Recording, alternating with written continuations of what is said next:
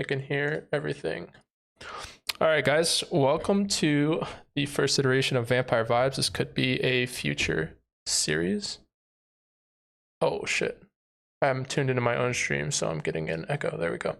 All right, we have the whole gang here. We have a whole bunch of fantastic content creators: Bogdy, Chapel, Chipsa, me, Persis, Regulus, Terrible Timmy, Vertalt, and Grim XV, along with Jeremy, the game developers. One of the game's developer here with us, and we are going to go over a bunch of topics in relation to 1.0 and going into 1.1, coming the 28th. The first topic that we have here, we wanted to talk about the official wipe cycle. And I think a lot of us think that 3 months is a little bit too long for an official wipe. I think most servers, whether they be vanilla or not, do not get played for the length of 3 months. And if anybody wants to weigh in on that, what you think would be a good length of time, because we would like to see a little bit of a shorter wipe cycle. Mm-hmm. Don't all jump at once. I feel like sort of the length of wipes is always going to be sort of a mixed opinion type topic, isn't it? Because like some people prefer the longer ones, others prefer the shorter. But I guess that's kind of where community servers comes in as well, because you have these like short wipe community ones that bring that experience for anyone that prefers the short wipes. Yeah, I think the sweatier crowd and the modded servers definitely do better with shorter wipes, but even the vanilla, I think, suffer from losing player pop at a pretty significant rate towards the end of a 3-month cycle. I don't know. I mean, like you said, it can vary, but I would like to see maybe a month or a month and a half. Probably a month and a half would be a nice sweet spot for it. 2 months maybe at the maximum. You say that. Oh So it's actually nothing new, but it's just sort of the way we have things working out. So we thought one issue we had when we were initially putting the wipe cycle together. I'm so glad we're talking about this because this is something that this is actually one of the things that I do handle directly. Hell yeah. And one of the things that we were really worried about when we first implemented wipe cycles is that it creates this very awkward moment where you are you buy V Rising. And you're like, I can't wait to play. I hop on the official servers. All of them are wiping in 2 weeks. Mm-hmm. That is extremely awkward and just like a bad experience. Yeah. So we started. We do an offset. Like we basically have we open our initial servers, and then in a month and a half or whatever is halfway between. Oh, someone says I'm really quiet. Somebody does say it might be my. I'm gonna up the stream. Discord audio. All right. My output is now higher. I don't know. Maybe I could increase your volume as well. Hopefully it's better. But okay. So to tackle that, we basically have whatever is the wipe cycle of a server. We launch another set of servers at an amount that we think will like roughly hold like whatever the interest of the population hopefully is at like halfway through that. So that we constantly have 2 sets of servers that are offset by half the duration. So on a 3-month wipe cycle, there actually are servers opening once every month and a half. Okay. That's definitely an improvement that you'd like to see. Because like you said, it's happening right now. Jeremy, for server settings, have you guys considered brutal mechanics on normal stats? Yes, actually. One of the things that it was when we put out brutal mode, it was something that people kind of immediately asked for.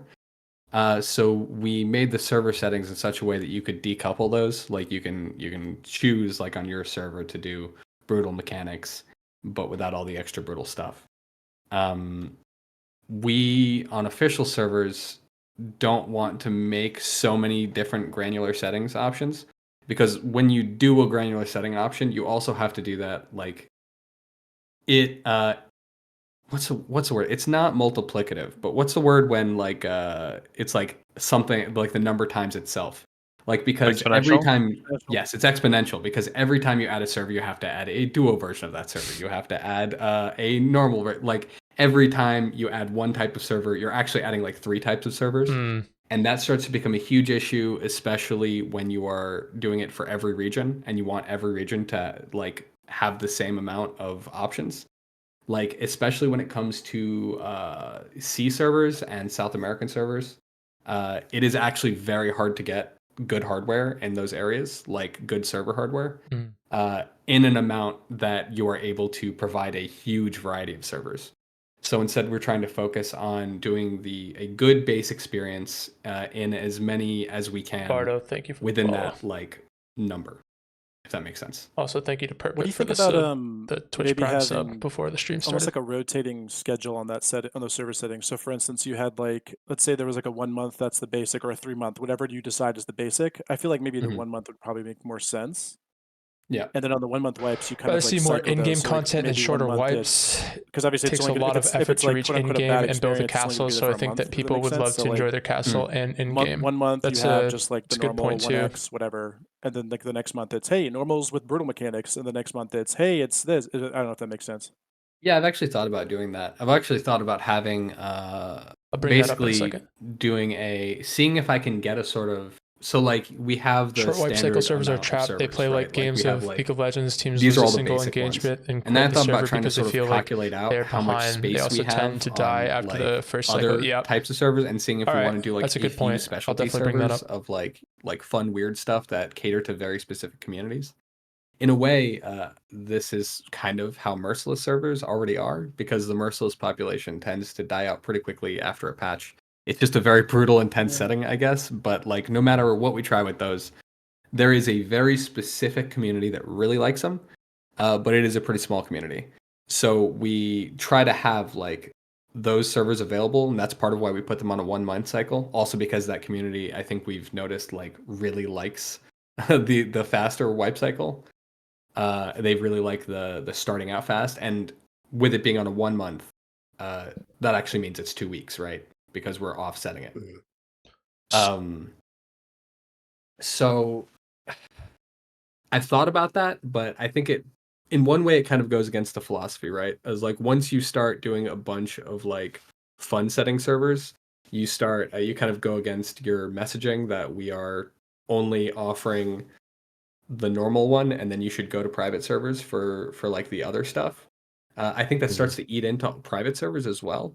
On And Discord, also, right? When once you you do talk, that, you don't interrupt them, then right? it becomes really hard to say I no to mute people who are my, like, okay, I want Discord a when I talk to you guys. duo brutal. I want to try solo servers. I want to try like all of these other options that are way closer to what most people would want, right? Right. That makes sense. So, two good things that have kind of been, or one good thing, I guess, that two people agreed on that was brought up by my chat, which makes sense. Has there any consideration for a more in-game focused wipe cycle?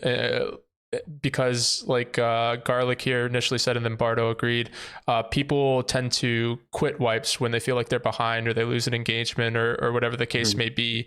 Whereas if they felt like the obstacle was getting to end game and then they had content circulating around that end game, once you're at that level, is there any focus or any initiative to consider that?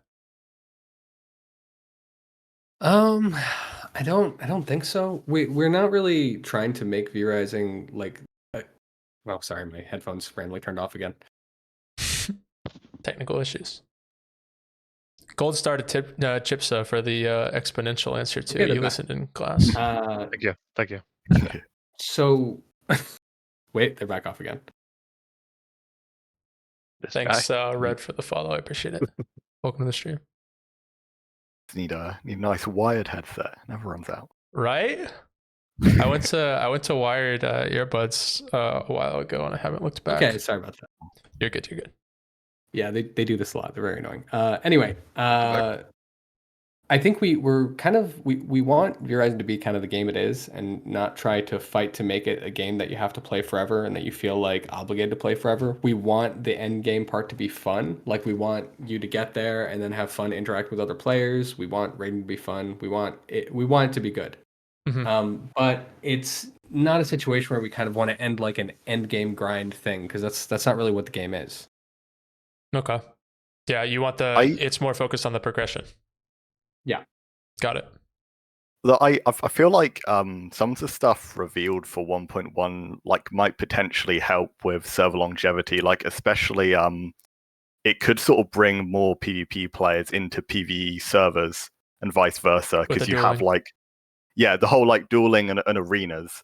I mean arena servers do have like the most longevity out of anything, true, yeah. so it'll be interesting to see if that will like be the same on officials or not. Because at the end of the day, wiping's like the best way to refresh player Hey, count more what's than up? anything. Welcome to the stream, man.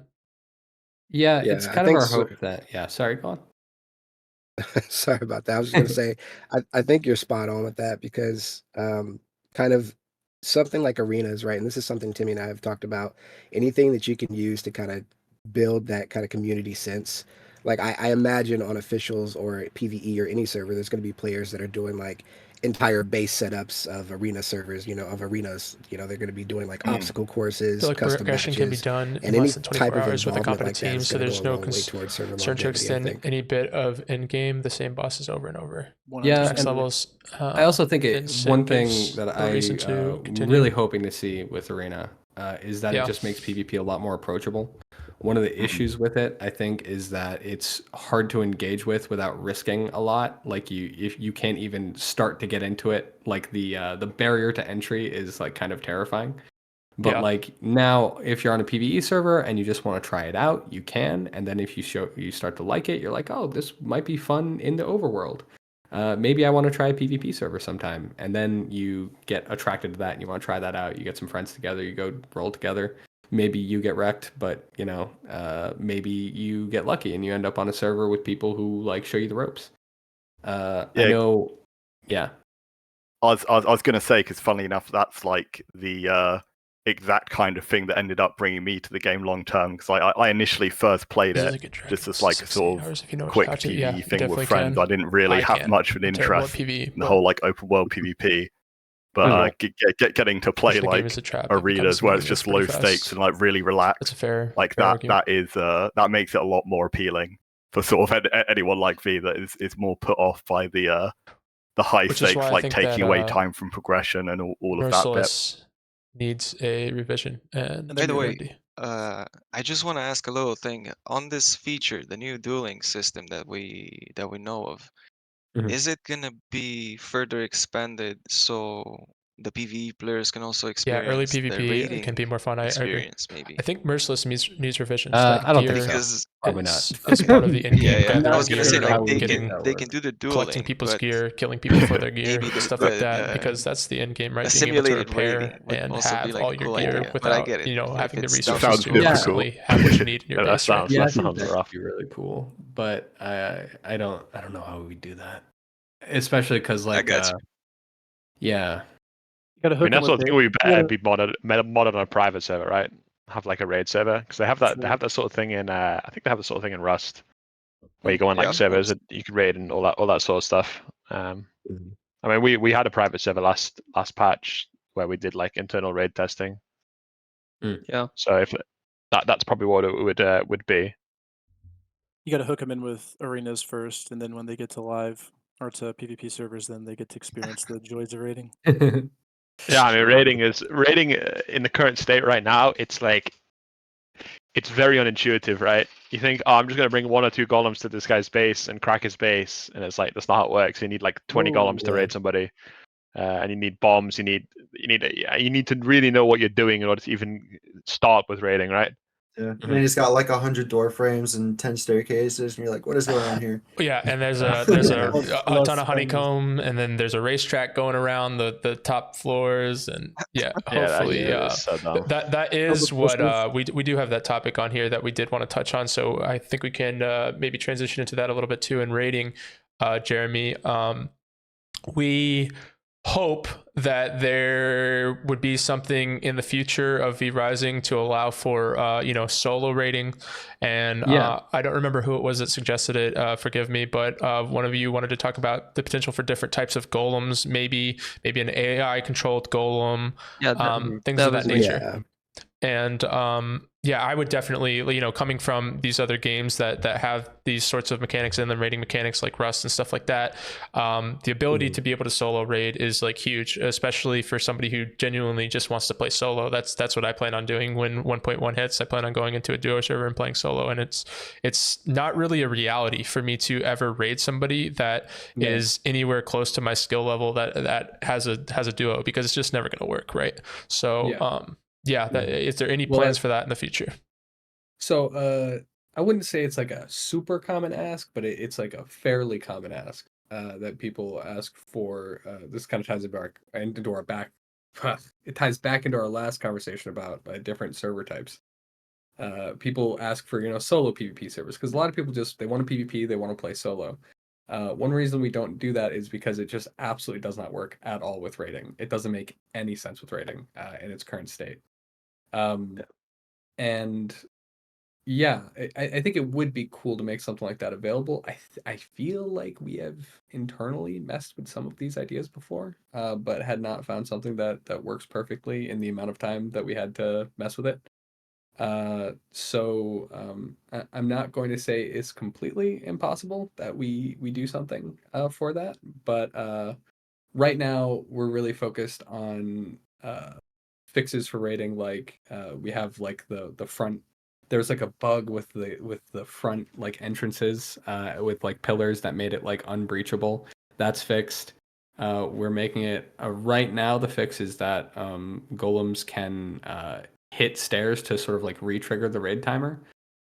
So that's going to be a change that's going to be in. It is a little bit more complicated to make it breach, and I'm not sure if we can do that without destroying everything. But we'll look at other ways to improve on it. In the beta, we're probably going to be doing some raid testing to figure out if there's anything else we could do. But yeah, so we're trying to improve basically the main issues with raiding right now, but we aren't doing any like major raid features. I gotcha. So to talk about the stairs specifically, we had a couple ideas on it, and so I played a wipe of VWorld a long time ago. I think I only ever played one wipe of VWorld, but they allowed to where you could make one of your prison cells like electrified, essentially, to where like no matter if you got raided or not, nobody could touch the prison cell. That one was immune to anything. And the potential to have that sort of feature maybe for one stair on each level of floor could potentially alleviate the issue with stairs being just overall impregnable. Because if you as a base builder choose the wrong staircase because you want to choose a defensive staircase and you're trying to grief the raiders or whatever, then your whole base falls down as a result or something, because you wanted to make that decision or whatever. But having like one staircase, or maybe even we also talked about the stairs after being destroyed becoming like ethereal, kind of like when you use a key, where they can still be used, but they just aren't there to block you from the sides, but you can still go up them from the front, something like that. I don't know. Yeah. A lot of the problem Yeah. with stairs exists because okay, so I don't know how many of you have been here since early access, but since like the beginning of early access, like pre-Gloomrot, but Not me. there used to be no such thing as second floors, and we didn't do second floors in Castle, even though it seemed like a thing that a castle should have, because V Rising is actually a completely 2D game. It is not 3D. It is entirely 2D, and everything that seems 3D is either a visual trick or tech magic. And That's interesting. so I didn't know that. yeah, so the idea of Yeah, that's crazy. adding second floors was basically, to us initially, we're like, this is impossible.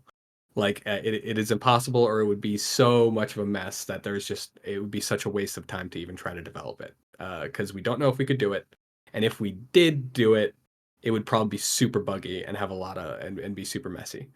However, it was in such high demand that we ended up trying to tackle it anyway, and somehow we ended up doing it. And one of the results that came about from that, one of the awkward results, is that the way stairs work now, they cannot be destructible. For them to both exist and not exist at the same time, the way the logic works of how you walk in that space, it'd be bad. I don't know how to describe it other than it would be bad. Got it. Understandable. So, yes. I mean, I'm pretty Is it- sure I'm gonna the change that you guys did Yeah. to make the stairs trigger attack timer when you hit them, Mhm. I think realistically should be a massive fix to raiding. Like, it's not going to solve the Yeah. problem completely, but like, it should make it so that you don't, because the problem you had before is if you had this massive maze of stairs, you had to walk your golem all the way through these stairs to hit the wall to re-trigger the attack. Whereas Yeah. now you can just walk up to the first stair, hit it once, and your attack time is re-triggered. Then, Yeah. like, you still have to get Yeah. in there to break the wall to get the breach, but Yeah, like I'm the curious window to for collision is see much smaller. what happens with it Yeah. because I'm hesitant to say that like what direction it'll end up in. It might end up being exactly the same. That's The why we need to test Phoenix it. and Remorse, Yeah. thank you for the Well, I follow. think Well, I good. think think it's the gonna be rating positive. is the completely fixed because the thing is the wrong thing, the bad thing about raid right now is one, the staircases are being abused too much and you cannot hit it. Two, castle entrances don't take damage. And that's literally it. So now the staircases are under-attackable. So this prevents people to put a staircase right in front of the staircase that goes up to the base. So Mhm. Golem can range attack that and re-trigger the attack timer. So this fixes this issue. And the other issue, which castle entrances don't take damage, is going to be fixed as Jeremy said. So there is actually like no issue left I'm in not raiding sure. it anyway. It's enough I'm always because I hesitant was gonna because say one. people are very creative. They're Mm. very creative and good at coming up with Yeah. new techniques. They will Yeah. they will shock you. And Broyeen, thank you for the follow. one thing about Appreciate being a game developer is The it intention beats the of hubris out of honeycombing. you. I'm gonna ask that. So Can't you just add visible you or never see all invisible the layers on the cases. sides of Yeah. stairs? yeah, exactly. It's Yeah, Nova's gonna have a no video. human I- being can I predict just what I just talked about that like uh, thousands Broyeen, of other and he said that it times wouldn't your work. amount of people will be able to come up with. This VOD So, will be on my Twitch, and then I'm going to upload it to I'm YouTube not as well. sure, If you ever want to go back and look, but I did talk really about want that. to. I really want to see what happens because there is potential that it makes it disadvantageous to build with lots of stairs. It actually just makes them into a indestructible position that can constantly re-trigger breach, and you might actually want to move them to a defensible position away from the front of your base. And that might actually lend to like more interesting and better castles, I think, that are less weird and awkward. Or it could end up making something way weirder. You know, you never really know. So gotta test it. Gotta watch for what happens. But I'm a little hopeful. It's also worth mentioning that on officials at least, we're going to be like moving up golem health on squads to make them like a little more durable.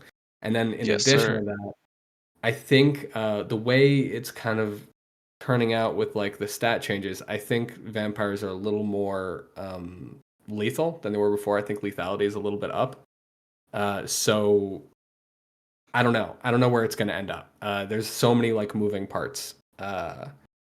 And I don't know if it's going to end up with an attacker advantage, a defensive advantage. I think if we had to choose whether there should be an attacker or defensive advantage, we'd want it to be a defensive advantage. Yeah, it because, still would have to be. Yeah. Because otherwise, then Yeah. everybody just gets their base caved in, and nobody wants to play anymore. Speaking of one more rating topic that I know we wanted to touch on, and people are curious about, the the farming for hours for infinite, honeycombs and racetracks in your base. I know I briefly mentioned something to where you could maybe have like all the health of a raid like dependent in terms of structure health dependent on your initial breach, and then like I don't know, something to where it's open past that or something, so that it's not, because you have right now, right? Like I said, you have the infinite farming for honeycombing and racetracks and whatever else to grief people from getting into your castles, and all the castles that none of them look visually appeasing per se. You go on like PvE servers and they have all these cool PvE castles, and it's like, oh, this castle's so cool. But if you build that in a PvP server, your castle is going to be done in like 5 minutes, And is there any consideration for that going into the future, or is it just kind of the way it is? It's interesting because when you think about the way players who are looking to defend their castle above all things think, they are thinking in terms of like, I need to do whatever is the most optimal strat for doing that. Right. So if you make a mechanic that sort of pushes one sort of behavior, The end behavior, in my experience, is usually not, I'm going to make a cool castle. Like, if, for instance, we made only your outer wall matters and the inner walls actually become disadvantageous to make, then you're going to have castles that are one outer wall and a huge amount of empty space, and then like a a castle heart on the other side. Or if you go another direction, the funniest option that I've heard, and this is when we were just like spitballing funny ideas in the office, was someone had the idea of if you hit a castle wall and it breaks, it damages the castle wall if it's within one space of it. So like the rubble from the castle wall does a bunch of like splash damage, and then makes it disadvantageous for you to have walls next to each other. I have no idea what that would end up doing aside from maybe having like It'd be a labyrinth. It you're would just making be red hearts. a giant You labyrinth. just have a honeycomb but Yeah, with it would be one space consecutive in between. layers That's what that it'd are be. just outside the one the one space. Yeah, that radius. are Yeah. that are one space down. So it'll be I mean, like Ptolemy already does that. a bit of a labyrinth, which actually, I mean, is what real castles look like. So maybe it would work. But the closest I think we've come to actually encouraging people to make cool castles that look like castles is the room mechanic and the flooring mechanic. I think that actually ended up working really well. But Yep. aside from that, I think most of the way, if you put your finger on the scale to try and like force extremely specific behavior, I think you're just going to end up with a different, weirder behavior. So I haven't heard a good solution yet. Yeah, I think the way it is So now what I is- wanna, is- yeah, what I well, I wanna think the way it ask is now. is, Okay, you go on. Go on. okay. So the thing you could do is, in one breach timer, the more walls you break, the more damage the walls that you hit take. So you first breach, and then you hit like 200 with the golem to the first wall.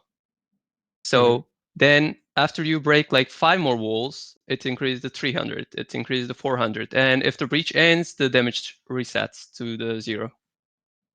This might reduce the players that does this long labyrinths, because the more walls you have, the less meaningful they are, but still the players will want to have more walls because it's still at least 1 or 2 hits.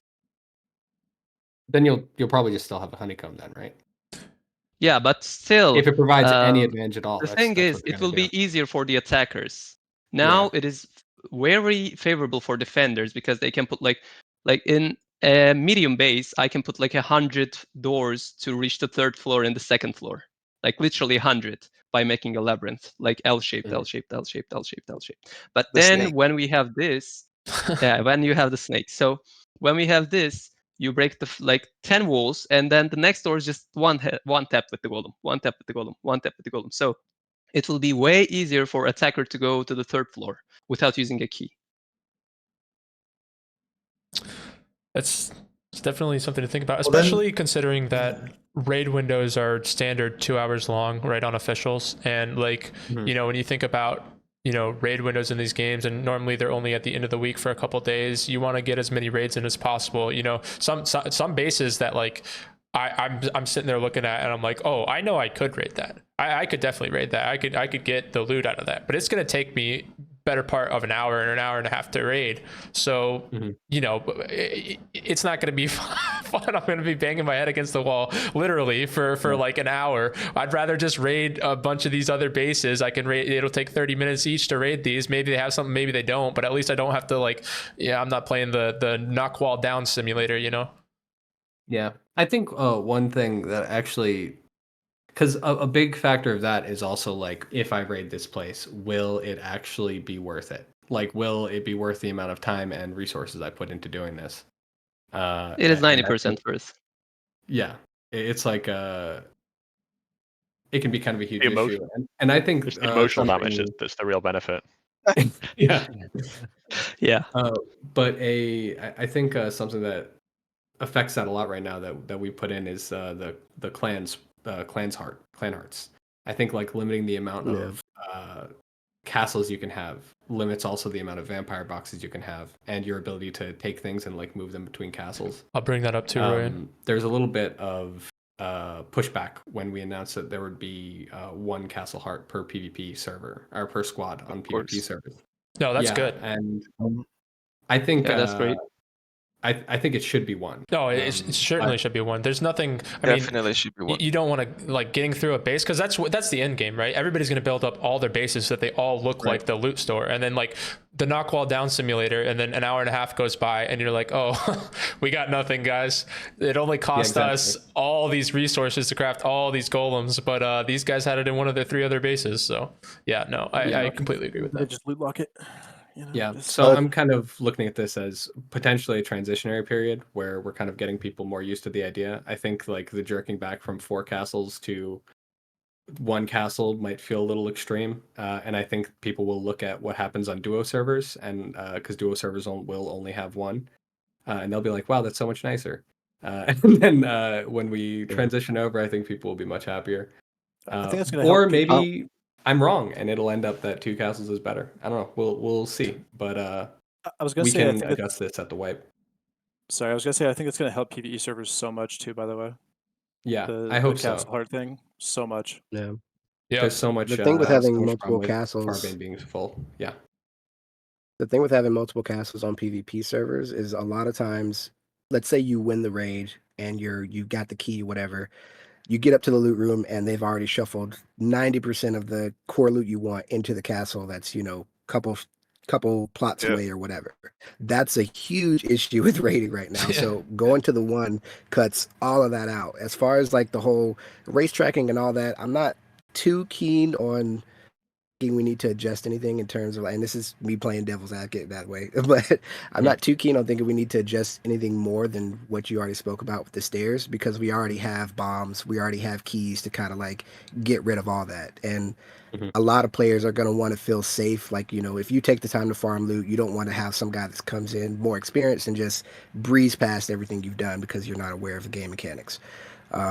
So I think we'll be in a fairly decent spot. Fingers crossed. We still have to do some testing to get our hands on it to know for sure. But I think it's a huge improvement. My next wish would just be for more mechanics to actually get Siege or get Breach.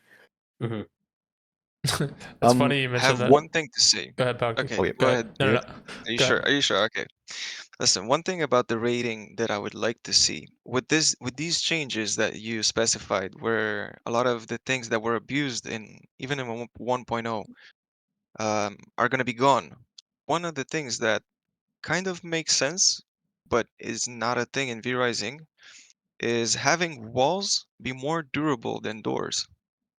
Because as we have the game right now, we have a lot of door spam, and everybody is encouraged to place doors Maybe instead of walls only because being able why to not if they're access accessible and they a have the same HP? specified So repair that change where chest we have and a walls be consumables proper chest walls, while and your they're going to be twice as base is durable under maybe than a siege. door, Brain, it what do you think about actually that? forces people to put more thought into the way they design their base.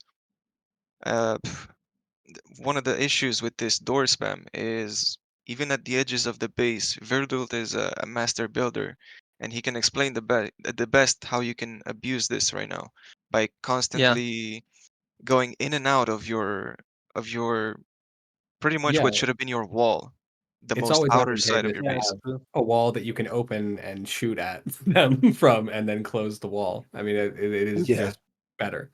Yeah, I Yep. agree. I've thought about this a lot actually, because on one hand, you don't want your entrance to suck. It's like it feels kind of Right. unintuitive, right? Right. It's like I would expect the entrance to be good at not being forcibly entered. But I mean, you're right. Like this is kind of where it ends up. I don't know. I think it's a good suggestion that would have had kind of that over time. You can kind of see that there might have been downsides to how it plays out, but time has passed and we have seen how it played out. So I don't know. It could be a good suggestion. I'll see. Right. Yeah, but it's As still it is. exploitable, I think, because Mhm. now I just thought about it, and it's very easy to The get past that. mastermind. You put walls, yeah, you just put walls at the outer places, like 2 to 3, because like Mhm. it's your breach point. It's where you should have the high health ones. Like just make the walls the outer, not the second one anyway. So you put one staircase at the left side that is going out, and you put one staircase that is at the right side that is going in, and on that right staircase, you leave a place empty so you can drop down. So you can get out from that one staircase, defend your castle, you will have walls, and if you want to go in, you can just go in by the other staircase. And if the raiders try to jump in, they have no way out because it's just walls and the door is inside. And golem cannot shift down anyway, so it will still be the same in my opinion. Like it won't change anything. Couldn't you also just have like a different kind of door, like that you're limited to only one of, like designated as like a front door, which is Yeah. more tanky than normal? That's what and somebody's then talking the rest about of the in Like the doors. garage chat door. right now. Oh yeah, Armored oh door. yeah. Yeah. Like a castle gate almost. Oh, Well, then then plots with 2 entrances would just get totally griefed. Yeah, I was gonna say you'd need 2. oh, The yeah. difference between a good plot and bad You plot need would like be Well, you six could on just one. place 10 of them in a castle. Like it's limited, like lockboxes or like prison cells. 10 doors, like 5 double doors, 5 single doors, something like that. Yeah, that Or might. like one per level of Castle Heart or something. And there are ones that apply to that mechanic does also apply to other things that aren't that, right? Like we have like the Dracula's throne, and like that is basically just an object. So as a non-programmer, non-game designer guy, I think it might be possible. I don't know. I think it would be interesting to put that on like the big gates or something. Like make the big gates durable and limit the amount you can do. It's not like people were like tossing down 15 of those anyway. Right. Unless they are. Something I mean, to be honest, something I that could be don't- limited anyway, like limited to the number of any castle would be like you have prison cells or whatever else. You could do it in the same fashion. I mean, I don't know. I think the way rating is right now is like, especially with the changes you said, is pretty good. I think the only change I'd ever consider is that, like, when you place, like, when you get raided, right? You lose your door and you're repairing your door, right? When you repair when you put your fresh door down, it starts at full Yeah, HP. that could maybe work, Garlic. And Tough yes, to there's say. like I don't know how long They're it is, tough like issues. 8 seconds or something where they can hit the door and it'll 'Cause destroy. You could It potentially won't fix trigger it in breach, but one it'll way destroy. and open it up for But something else. the and door will fix- still stay at full HP. So if you ever lose the attack and they place the door and you can't hit that door within 8 seconds, all of a sudden it's full HP immediately, which means resealing becomes really easy. Whereas I'm pretty confident in a game like Rust, when you put down a fresh wall after it's been breached, it will start low HP and then it will like regen over time. Is that a mechanic Yeah. you thought about adding to the game? I mean, that would be kind of consistent. I think that would kind of already happen, right? What's if up, you spawned Radzig? a castle wall and it was at like, I don't know, 10% HP. If you have a castle heart that's full of blood, it would then start regenning. Yeah, slowly, but right? Because that's what but it does already. what I'm saying is that So, if you yeah. get breached, right, and you have a low HP, let's say you have a low HP door that's the Yes. weak point, and then the attack stops. What you do is you just destroy the door, and then you replace the door, and it immediately goes to full HP. So you don't have to wait Yeah. for you don't have to wait for the castle heart to repair your wall. So the point I'm making is that that's a really frustrating part of the game because it's like you get the door down to 1 HP and you're trying to bring your last golem back up to breach, and they just destroy the door and replace it immediately, and it's full HP. And I'm Yeah, just thinking, yeah, if it started on low HP and then regened over, let's say, 5 minutes or whatever, it means that if you then, because I think with defending a raid, what you want is to encourage the defenders to actually go out and force the raiders off their land, Yes. and ideally kill them, rather than just having this like idea of just constantly turtling inside their base, just Yeah, repairing their 60 walls second and attack just timer. I agree with you. like I'm still destroying gonna the bring up golems, your right? point about the key I as think well. I'm that not- I got specifically it would in, help that. in To my be nugget. clear, One thing my I wanna response add on to you was this- mostly that what you were suggesting, if we made it like the change to that would have to be like if we wanted to implement that change, I think all it would have to be is that when you build an item, it starts at low HP. And Yeah. it could be that way on PvE servers. It could be that way across the board, and I think would work, right? Because it Yeah, doesn't 'cause- really matter to PvE server. And it's what just you a build global it, timer. will It can regen be one over HP. time, It's yeah. the only thing Yeah. that affects is a And it golem already hitting the wall, regens. right? And it has Yeah, no difference. yeah. So yeah. That's an interesting What idea. I There wanna might be suggest huge in this issues with is- that that I don't know about, but Yeah, it's I an mean, like interesting idea. I could just show you, like not show you, but like in my vast raiding experience, let's say, so many of the raids that you fail, it's like you get the wall 1 HP or you get the Yeah. door 1 HP, and then just before you get the golem to hit, they destroy the wall, and even if they don't replace it, right? Now or you have even to if they destroy the replace next it one. and you hit it, yeah, you have to go further and you have to Yeah. destroy the next one, right? Yeah. And like that Yeah. that mechanic is really frustrating. I mean, Yeah, so the better getting thing would be timer just off. not removing the thing. No? What, sorry? So what I would suggest is don't make the walls put like 50% health, like low health when you put them, but just you cannot remove anything when it's low health. Yeah, I mean, Oh, I see what you're saying. Yeah, I see what you're that saying. He's would gonna fix the say. issue because No, because you could that doesn't really work that way, because then if one of the doors gets destroyed in the raid and then you're trying to reseal, you're still resealing on full HP, right? The point where you're resealing is that when you're resealing the base, your bases should still be vulnerable whilst you're resealing. But the way the current raid is, the second you reseal that first door, they have to start from scratch. They have to break that full HP door, and then you can reseal every other door in. As long as you reseal the first door, you're completely safe pretty much until a golem comes and hits your door from full HP again. Well, the thing is, even like, do you even let them reseal when you breach once? Like, if you breach once, it's just over, because you can just leave one wall, one health, and it's just done. Well, yeah, but that's, So I mean, the first problem is the first assuming you're breach. winning the raid, right? Like, assuming you get pushed off at the point that the second that they put the first door down to get the resale, they've basically defended the raid, right? Like, if you're talking about like having the golem ready when the breach time ends to re-get attack time, well, that's not the situation I'm talking about, right? Because you're already in control in that raid situation, so that wouldn't affect it regardless. It's just when there's so many edge cases where you're just about to break down a door, it gets destroyed, or you just miss out the attack timer, and the punishment for missing the attack timer by like a second is that you basically just never can complete the raid. Yeah. I mean, and I would suggest that like we should implement both of them, because when you're first, like before breach, the first breach, they could just remove and not place anything. So that's make true, yeah. both removing not possible when it's low health, and make when you put something it's low health. So this would maybe like remove half both, HP or not something. removing it Half and HP, putting it. Well, it could start from the bottom. There should be a maximum penalty for placing during a raid anyway, right? And outside of raid timers, like, it doesn't matter what the health of your walls are. It's not like the bear on your property is going to try to break down your walls or anything. So like placing it from 0 and just having it increase over whatever the global timer would be. I don't know if what that should be, 5-10 minutes, whatever, but having it increase from 0 to 100 just after being placed, whenever is should be fine. And then you just have to be careful not to build your base 10 minutes before raid window or whatever the case is, and it would never be an issue. It would be interesting. So I would mechanics would only sort of take effect during raid time. Yeah, like while during raid times, would, if actually. you place a thing, it starts at low health and has to build up, and also Yeah. you can't remove things like I do a lot of lore stuff for the game, so I'm immediately like, my lore brain is going like, yeah, that totally feels like logically consistent with like the lore of, if you were to try and make lore for raid times, it would be totally consistent. Like, these are the times that like The witching everything hour. is like weakened. Like these are the times where like Exactly. Yeah. and like therefore, like when you build stuff, it's weakened. It's the time where you're vulnerable. Like, that would all make a lot of sense, I think, like intuitively. Wait, holy shit. now that you say stuff like this, did you guys ever think of making the raid time?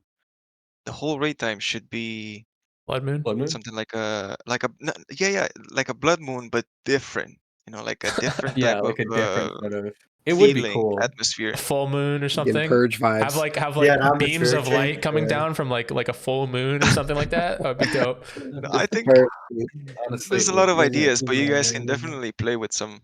Yeah. Well, I think in theory, making it just night would be nice, because there is like a pretty obnoxious form of defense called like the sun defense. I don't know what you want to call it, where basically you have your entire bottom layer, you just have floors, you don't have any walls, and the entire enemy team during the day is just getting absolutely blasted by the sun. And because you can just go in your castle, it's really annoying to play. I mean, I don't really know that would make much of a tangible difference, and I guess it would also lessen defensive diversity, because that is quite an interesting strategy. Yeah. I was going to say, there are some plots that just flat out won't work if you don't have that strategy. Like, there's one on the right side of, or east side of Farbane, that like you basically build it from the second tier, and it's just got like, it's all open on the lower tier, and you pretty much have to sun trap that in order to be viable. That'd be the only issue.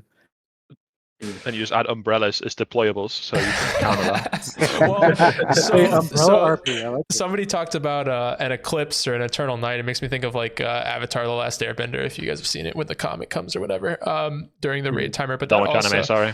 Okay, you're booted. Anyway, it kind of makes me think of something else though that we don't actually have on the list of topics that we wanted to talk about, but something that I thought about that I forgot to put on there.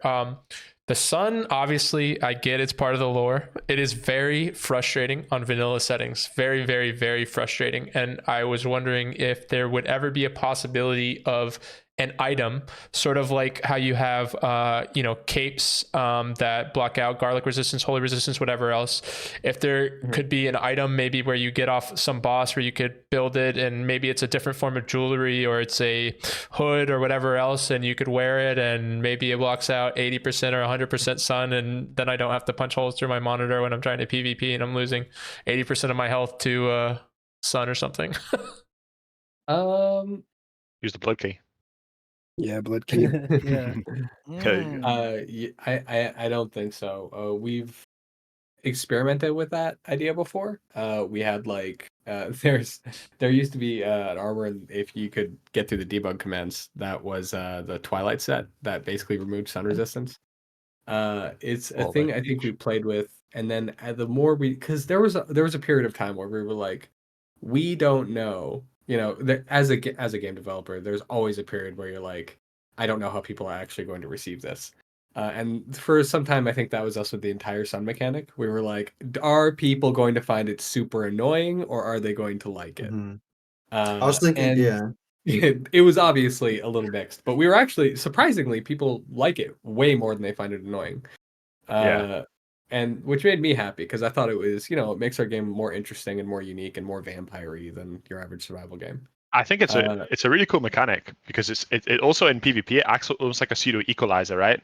Yeah. Because even if you're a really good player, if you get caught in the sun with your pants down, you're gonna get fried.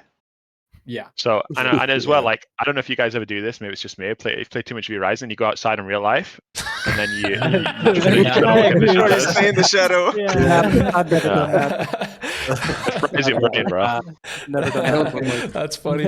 I don't think that's happened to me in real life. I think I have transitioned off of like a long like V Rising sesh into another game, and I've found myself trying to stick to the shadows and then just being like, wait a minute, what am I doing? Yeah, that's funny. I was thinking about like diversity of tier 3 cloaks, like Tail of the Archfiend gives you 75 sun resist. That would be cool too. Yeah, that would be cool. Phantom's Veil gives you different some stats. special thing. So then you want to farm tier 3 cloaks. Yeah, having a little more sun resist might be good. I don't know. As a not a designer, just my whatchamacallit, my disclaimer. I'm not a designer, so there can be maybe there is a place for it, and maybe ultimately not up to me. Well, I think with the think sun we as are well. just generally hesitant to Sun add is something. great. Also creates there are unique some PvP types scenarios. of Somebody gameplay ban that this I guy. think we're okay with removing. Like like a game feature essentially, we're like, yeah, we're okay with removing this because it feels good to become powerful enough that you no longer have to worry about this anymore, right? Especially when it comes to like Q quality of life features and stuff like that. Like you get to a certain point and you're like, I am too important to be doing this anymore. I got you, have Roy, other on things that do too. this for I'm me. still A gonna lot bring of up that your is, other like, points as well. some of gathering materials, for instance, like a lot of gathering the lower tier materials. I make my servants do that, right? I just put them on missions while I go do the other important stuff that I care about, to a certain extent, anyway. But I think the sun is one of those things where it's like if you removed that, it would be like removing an entire element of the gameplay, and I think it would end up feeling more bland than it does good. Smoke This bomb. kind of brings me to Smoke bomb. That would be cool. question. Smoke bomb. Smoke bomb would be cool. Okay, but that kind of brings I go me back to on an everything interesting I said. I question. love smoke bombs. So, have you ever considered or internally talked about adding more dynamic events, like to pair with the blood moon? Maybe we could have like an eclipse setting that happens during the day. That could be cool. I think that'd be interesting. I have already written down on my every time I go into one of these chats, I have a doc open where I'm just writing down suggestions. Hell yeah! And I already have eclipse written down here, so I'm way ahead of you. Nice, Let's go. Nice. I want to touch on one thing real quick, and then there was a couple points that I wanted to go back to about the rating before we move on from that. I don't want to linger too long on rating, though. I know everybody wants to talk about rating, but we could go on for hours about that. The one thing real quick that all these topics are from Royin. Royin is like the GOAT here, coming up with all the good stuff. As far as as far as the Shroud of the Forest goes, right? You end up in a scenario where once you craft it, you're having to hot swap, and then the cape kind of really has no real use outside of the forest, and it's kind of just like, oh, I went to the forest, but I forgot my Shroud of the Forest back at base, and it's kind of just it's kind of an in between thing that doesn't really have it. It's like you know what I mean? No, I know exactly. You know what I'm saying? Is there a possibility that maybe we could get that in, like I said, like a different gear slot, like maybe a specified gear slot specifically for that item or something, so that we're not constantly having to swap back and forth and or fourth. There you go. You got me saying fourth. Or I got to go back to get my shroud, yada yada. And it's, you know what I mean? I think you see what I'm saying here. If I did just have an idea for that. What if it was a hat?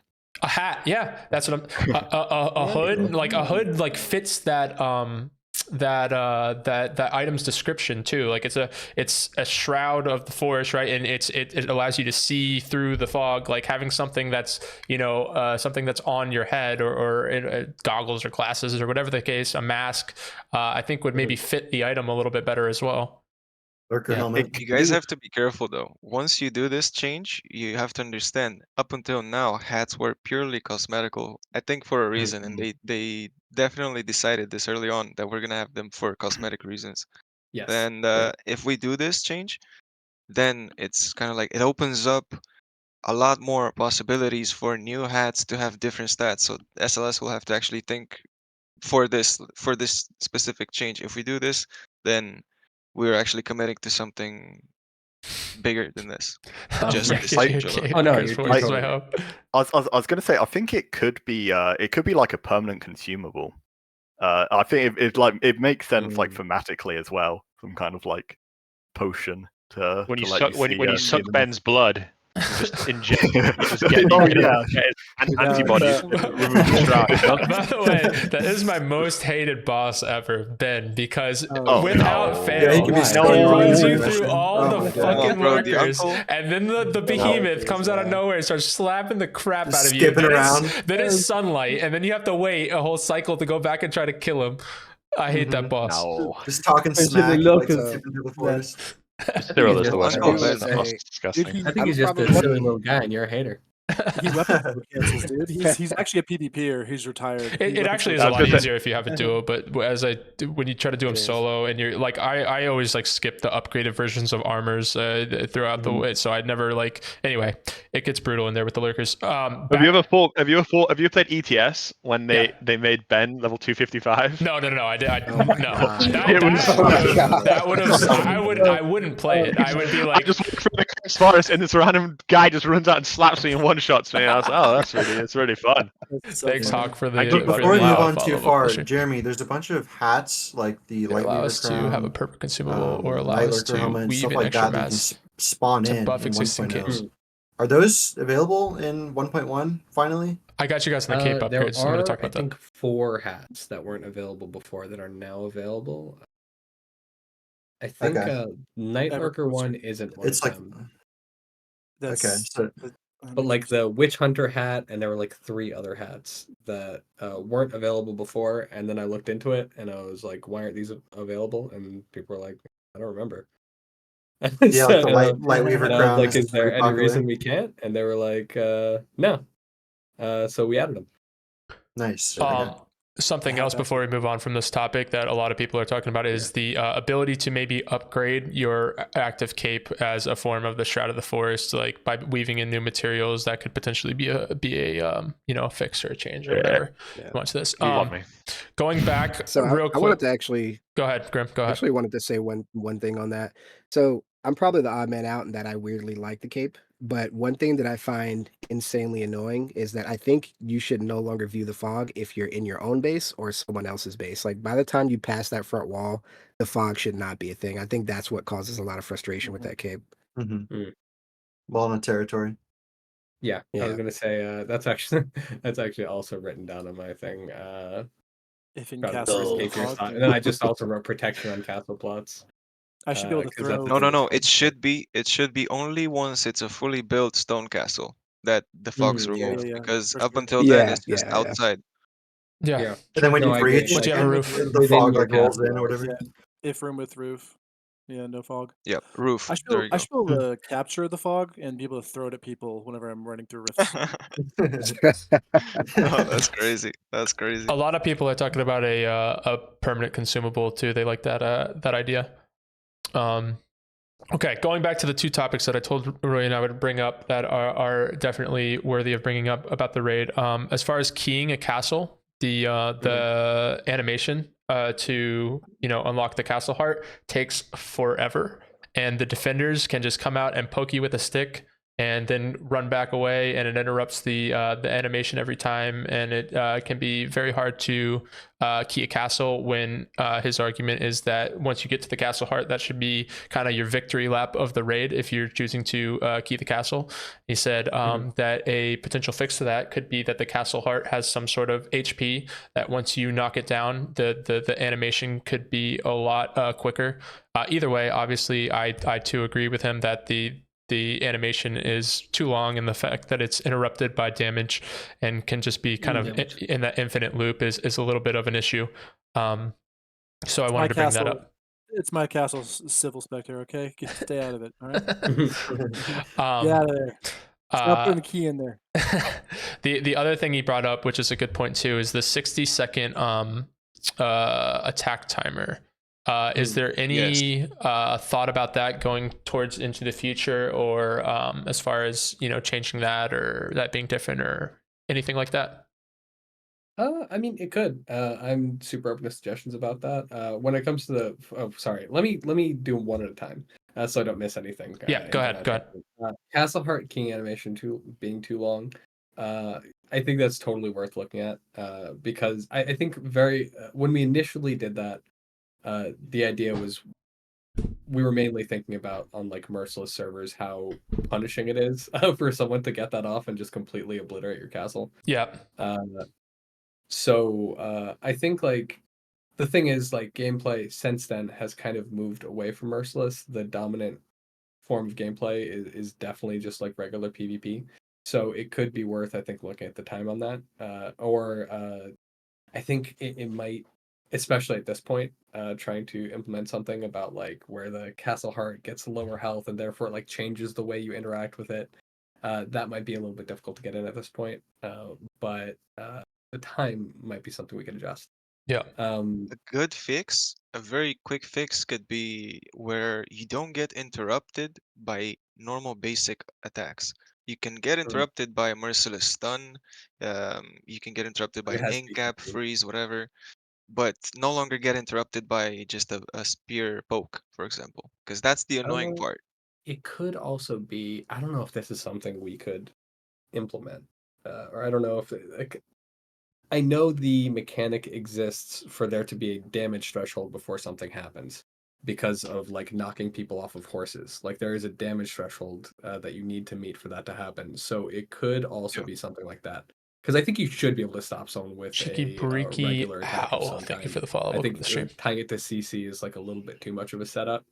But yeah, just having to do a Gold certain amount of despawn damage, time. I think, would be good. And then we'd have to find out what that is. I'm not sure. I mean, All right, I would Roy, say that's another I good think what you said topic. about the merciless service is I'm gonna right. have to bring I that don't up think too. there's a problem with the castle heart taking ages because you can keep the castle under attack indefinitely if you just hit the castle heart. It puts the castle under attack fresh. And the idea is that like this is like the last stand of your castle, right? You know, you're down to you got your pants down, and the enemy's well, okay, I don't want to follow that analogy, but you know, your castle's vulnerable and it's the last line of defense, and I feel like having to I don't know what it is, like 6 seconds or whatever to open it and then key it, I think is pretty reasonable because, like I said, the attackers can always just hit the castle heart and it's under attack anyway. So I feel like it gives like some situation of being able to like fend off the raid at the last second, whereas if it was just you just hit the castle heart, it went 1 HP and you just tapped it and put the key in, there's basically nothing you can do about that, right? So I think it's fine the way it is. All And right. you can also, if you guys didn't know, you can also go rat form and hide, and then you can open it in rat form as well. Oh. Got awesome right there. That should be the standard way of doing it, obviously. Yeah, okay. absolutely. That's the first I thing you haven't do. Go keyed rat any form. castles recently, so I didn't actually know that. Another thing to consider is that and I wanted to bring this up earlier. So also, again, to avoid getting on a tangent and not skip over everything, in relation to the 60-second attack timer, I'd be curious to hear what number you guys think would be a good attack timer. So I'll give you the issues that make the 60-second attack timer that make that an issue. The amount of time it takes for a team. Now, of course, everything is alleviated a little bit, but the bigger team that you have. But when you talk about banshee traps and rat traps and all sorts of other stuff that people have in their base, that's going to extend the time you take, like essentially going through their base. And a lot of times, especially with the banshees, you're going to have to retreat fully out of their base 9 times out of 10 in order to deal with them, and then normally you'll have to de-aggro some of them. If they have a full banshee room, you're gonna have to de-aggro some of them, deal with some of them, and then go back, get some more, yada, back and forth. And that can basically kill an entire 60-second raid timer on its own, just the banshees. So I don't know. I play a lot of solo, like I said, and I don't do a whole lot of raiding. I would like there to be, more solo raiding. So I'm not really, the other guys in this call could probably give you a better answer on that, but those are the issues that make it worse. Yeah. I think the smartest way. Okay, go ahead. Sorry. I would be hesitant to change it right now, because I think there are some things that we are very confident will be different. Like I'm sure changing column health is a good idea on squads at least. But when it comes to other stuff, I think with the changes to with like the fixes we're doing to rating, I'm not sure what exactly the meta is going to look like. Things could be very different. And I would be hesitant to make changes like this that could, if there is a problem, massively exacerbate the problem. One thing I was going to bring up a little bit earlier is if for some reason I was able to make a lot of the changes that we discussed today, I think if we implemented all of them or even half of them, suddenly too many variables. Be massively offensively. Yeah. It would be massively offensively weighted. Weighted, and there would be a lot of variables. The attack timer thing is something I'm really interested in, but I'm not sure it would be a good idea to change it right now. I think that would be a good thing to look at and then change on the next wipe. Yeah. Well, I would like to say, so on VWorld and a lot of servers, it's 90-second attack timer. But like you said, like if the fact golem can hit stairs, I would keep it at 60 seconds. But like you said, because you always want the raid to be defender's advantage, right? Because the punishment for failing a raid is not that bad because golems are pretty cheap. And once you have endgame, if you know how to farm, especially if you do chips or strats, you can pump out golems like crazy. Yeah, of course. So being defensive bias is always good, but the one thing I would say is it should be an option to have in the server settings to change the attack timer, because I'm pretty sure that you can change the breach timer in the settings, right? True. Thank you for the follow-up. But you can't change the attack timer. So I don't really see any harm in having that as a setting, because then private servers No, I don't either. Can change it, from 60 to 90, and then if it's 2, blah, blah, blah, blah, blah, and they can fiddle around with it. Because right now I think like when they had it on 90 seconds of VWorld, like they had to go through a whole hassle of you have to ask Chips modding on that. to get it set up. So just having it as a little private server setting would definitely be like significantly easier in that way, and it'd also be easy to test different timers. Exactly. Yeah. A lot of people will be testing different numbers. Yeah, and it probably should be weighted based on the combination between the amount of the max team size on the server and the amount of banshees that somebody can pump out. I'd say that's probably the best correlation for what the attack timer should be in terms of the formula there. Interesting.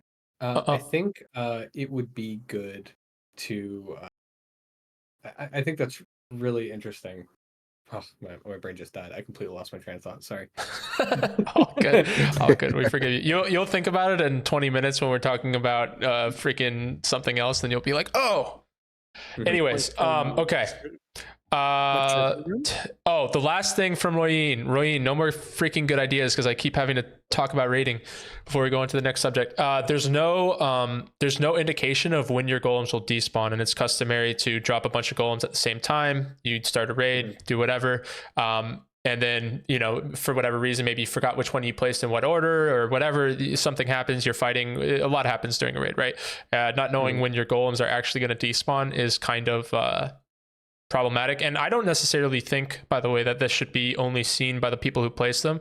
I think that could be something that is globally seen by everybody. I don't see a real issue with that. Yeah, it might be cool to have a despawn timer. But that could be. It's on my list. I don't even think you like for a visual cue for that. You know how golems have kind of those red cracks, like that red aura that they have could just dim or eventually fade out, and that'll be a signifier. Yeah, that could be cool idea to implement. Yeah. All right, on to the next topic, guys. No more rating for now until Jeremy thinks of what he was just thinking of. Merciless mode validity I have on here. In games like, of course, Rust and all this stuff. Essentially, a lot of these raid style games, everything is full loot, full loot. But the key difference is, of course, the fact that in V Rising, it's PvE based progression. So you have to have a certain level to be able to fight certain bosses. Otherwise, they get increased damage towards you and increased damage resistance. It was something that I thought of, and I'm sure I'm not the first one to think of it, is that potentially you could have so you lose all your stuff, you die in a fight, whatever, you're level 50, right? You had no problem killing all these bosses. Now you have a big problem killing all these bosses, and you didn't have any extra gear because you were progressing, normally without, farming extra stuff, whatever, what have you. So now you're going to have to start over. Maybe instead you have a PvE bookmarked gear score, and it may not even be 100% of whatever your max gear score was at whatever given point. It could be 80% or whatever.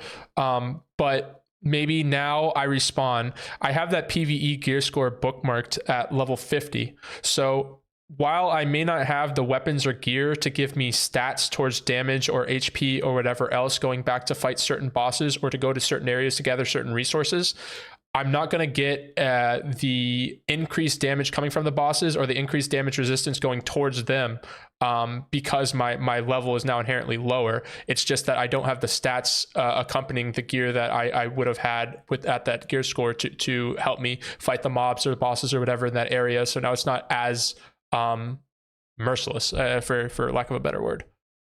Any thought towards that from anybody? So I actually see what you're saying. That's actually a really good idea. I think it would actually help in some other ways. The idea that I think I've had and a bunch of other people have had on this that I think would be a really cool change would be, so Merciless specifically is just, it's so hard to play right now, especially because the further we go in, the more of a commitment it is, right? So, and then dying a single time and losing like artifact weapons is just the worst thing you could possibly imagine. That's insane. So my thought on that was make it so bosses, chests, and carriages. So essentially, whenever you join a new server, like it's like a fresh wipe, incursion events have a delay before they start. So it's like a few, whatever it is, like 16 hours or whatever it is.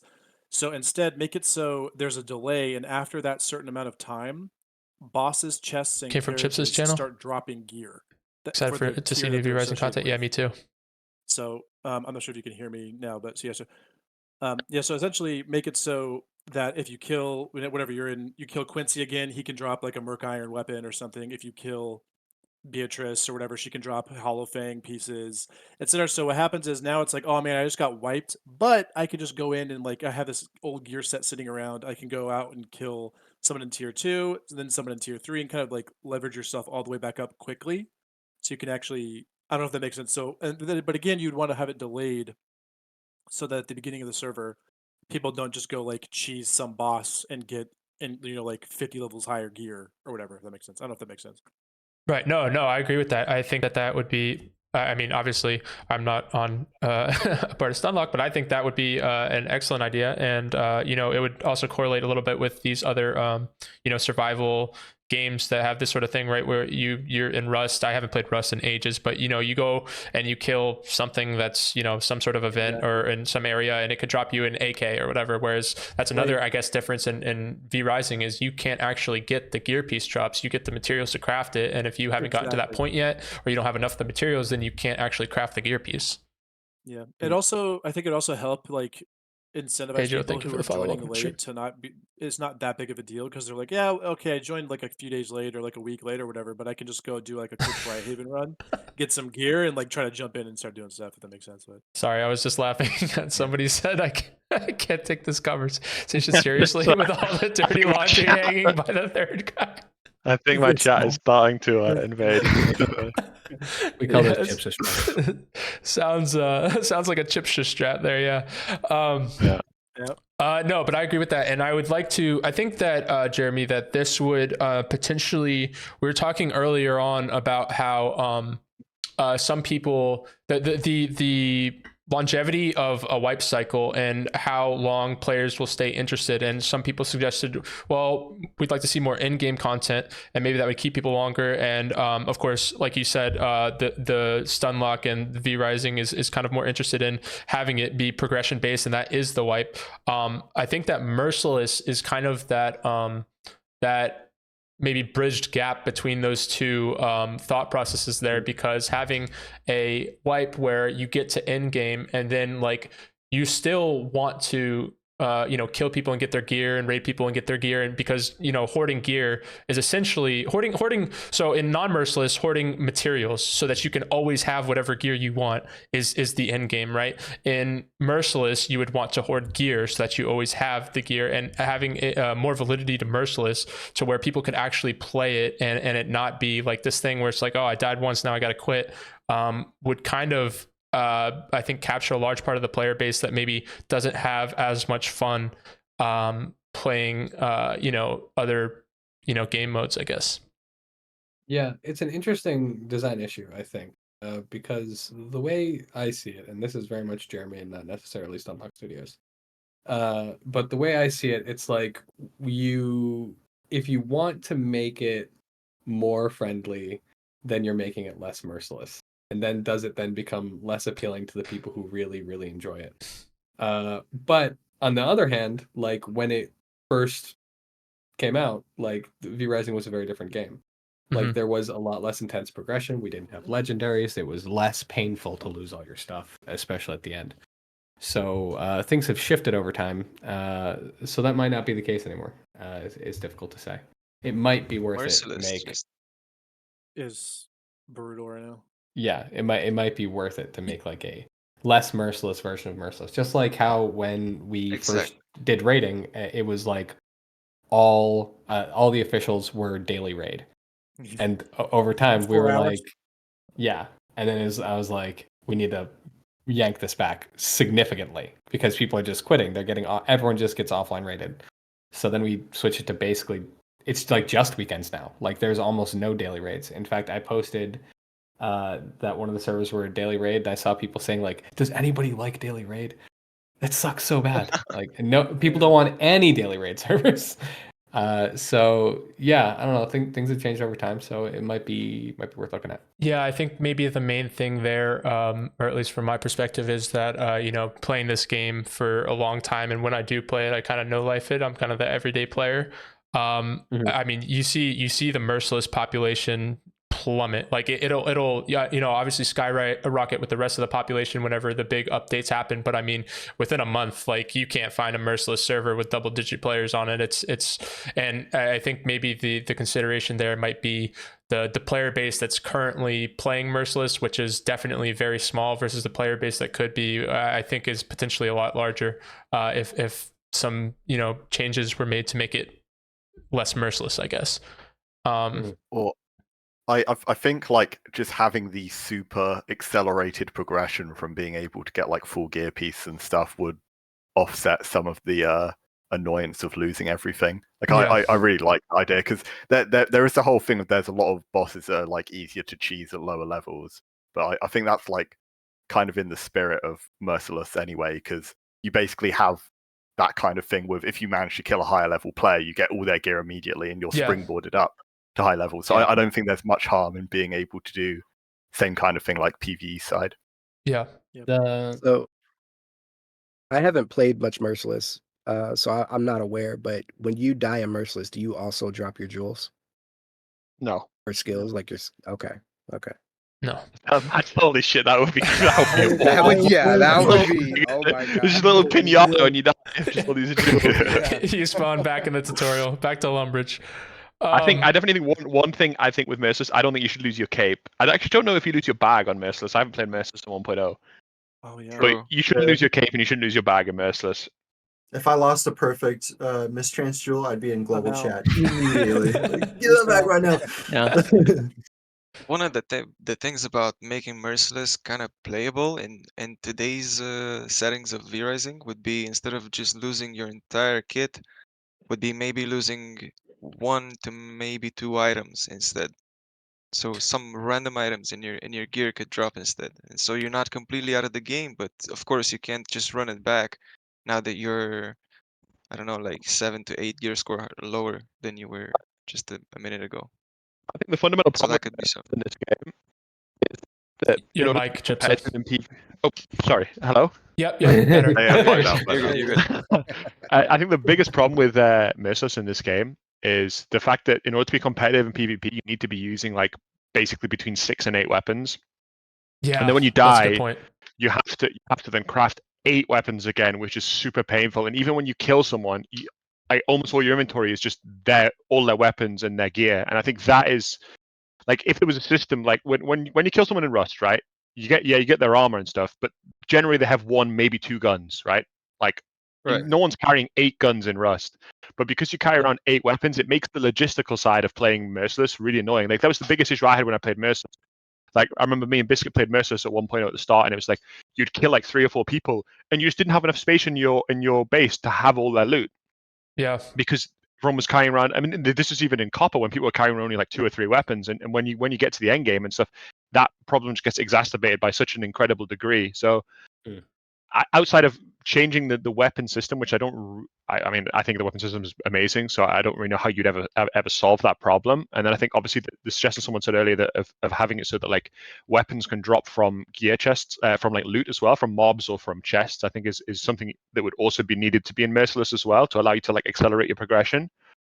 But I don't know. I think Merciless is cool as a concept, but I don't really think it works in V Rising, at least not long term. Yeah. It It definitely does would seem take like a the lot way of things tweaks. have, like I said, the way things have progressed, it's kind of moved away from the sort of game where I think Merciless works really, really well. And I think we like to keep it around, like for the people who really like it, and I want to keep it running, and I don't want to take anything away from everyone. But also, it does seem to me that the amount of changes it would make to make it work are basically like designing an entirely new game mode. That's Agreed. fair. I think that the main Yeah. thing is maybe the accelerated PvE, like several of us were talking about. Yeah. I think that the core. See, I would play Merciless. I would play Merciless if there was a way to like not have to farm endless hours of PvE after death. Like if you like, I died at PvE sometimes. I'm terrible. I'm notoriously terrible at PvE, and I just like some level 10. I want to say a lot of words, but some level 10 guy comes up, he's looking for a base, and then he's like, oh, look at this level 70 guy that just fell over next to this boss. I'm gonna, I'm in Gloomrot doing my thing, and he's trying to find the last base spot, which is in Gloomrot, and now it's like, oh, okay, well, now I'm starting over, and now this guy's got a boost. It's like having accelerated PvE, I think, because the core the want to play Merciless is the focus on PvP, right? That's like the want to play Merciless, in my opinion. That's where the player base is going to come from, and I think that you wouldn't sacrifice much from accelerating PvE. Now, whether that's something that Stunlock can actually do and implement, and whether it's a whole different game or not, that's a whole nother issue. But I think that would probably be the big thing. So That's one thing, though. I spend a lot of time reading feedback. And one impression that I've really gotten from people, because like when you read a lot of feedback, you start to kind of find like there are certain types of players. like that, like very specific things, and approach the game in a very specific way. And there's a lot of overlap between what these players like. For instance, I think especially in our game, because our PvP and our PvE and everything like overlaps so much that, for instance, like if I were to say like this person's a role player, like that person can also fit in the same box as like many PvPers, many super hardcore PvEers. Like Sorry, like and a lot of hardcore how do we feel PvPers about fit selecting in the 6 to exact 8 same pieces box of as gear a that are lot of safe? PvP I players. think that merciless However, in nature is full loot. one thing that I've it has to be noticed, I full think loot. that is very specific My to opinion. super hardcore people who love merciless, is they love the feeling of risk of like losing something or gaining something, or like that intense like thrill of like really feeling like you're going to lose something if you die. And I think if you accelerate the PvE too much, you kind of really you lose a lot of that. Yeah, I think there would definitely be a balance to be had there, but I do agree with you in that it should be full loot. I do disagree with Bogdy in that you have some gear pieces that would be safe. I think that shut up, Chips. I think that merciless in nature is it should be full loot. Aside from obviously like super specific things like jewels and capes or whatever else bags. Adjacent I don't to know. loot from carriages, have you guys considered putting carriages on the map? Yes. Is that going to be in 1.1? Great. I haven't like gone in super deep with any designers and gone like, hey, why do we choose to put them on the map or not on the map? So I don't feel super comfortable speaking on their behalf on that. But there are a lot of pros and cons. For instance, the way Mortium ended up, basically, or how it kind of is now, right? With like, you end up in situations where there's a lot of really intense gatekeeping. And like once you hit that point, like it becomes very much like whoever's the strongest person now controls Mortium, and everybody else is locked off, and they have to like eat the scraps from like the zone, drop like a few shards. Yeah. That's true. That's very true. And originally those zones weren't even there. We added those in response to witnessing Yo, this behavior. Cyclop. So and thinking about like if that guy, thanks for the follow. carriages showed on the map, and then especially if because like my initial reaction to the we should add loot drops in other places so that it sort of speeds up progression, is then you're going to end up in a situation where uh everything is being gatekept by those people. They're now going to be roaming the map and just murdering everyone everywhere, especially if the like on the carriage routes, on the especially if they show on the map. And also one huge issue that used to be the case is it used to be possible to get the artifact weapons or shattered artifact weapons from like any boss like level 70 and up. And when we initially did that in testing, the problem we had was everyone was camping those bosses, and it was impossible for anyone to be progression. Like it was basically gatekeeping, but like super. Some people do it because they just love, for the love of the game, they just love The making other griefing people people. suffer. Yep. But if Yeah. you incentivize it, like then everybody's going to do it, Yeah. and it's completely justified. So there was a lot of danger to adding that. Yeah. That I do- does kind of unless somebody else has something specifically on this topic before I continue here. Anybody? Well, I just I like was one just gonna one last say- thing with Mordium. Okay, you and Is- Grim. I'll go first. Yeah, you go first. You go first. So one of the things I like about Mortium is that the idea is that you can do these events. They're like high risk, and you get like rewarded by like a lot of the materials you get. You can take them back to your base, put them in a Stygian circle, and get like iron and quartz and copper and sulfur, all that sort of stuff. And this is I haven't really thought this through too much, but have you ever thought about when a boss spawns from Mortium? Have you ever thought about when you kill that boss, it actually unlocks the boss that it was in Mortium? So like if I go to Mortium and I get, I don't know, Keely, and I haven't killed Keely, for instance, it would then give me Keely as like an almost a way to change the progression from I having like to do that. every single boss one by one. You can then just go to Mortium and then farm that way. And yes, the boss is harder in theory because it's level 60 rather than level 20 or whatever. But you can get boss progression from that. Also, that would make up for a lot of the skipped bosses by the time you make it to that point. Because I mean, I never complete every boss like ever. That would be good. Well, that's gonna change. That's I have a feeling that's gonna change. It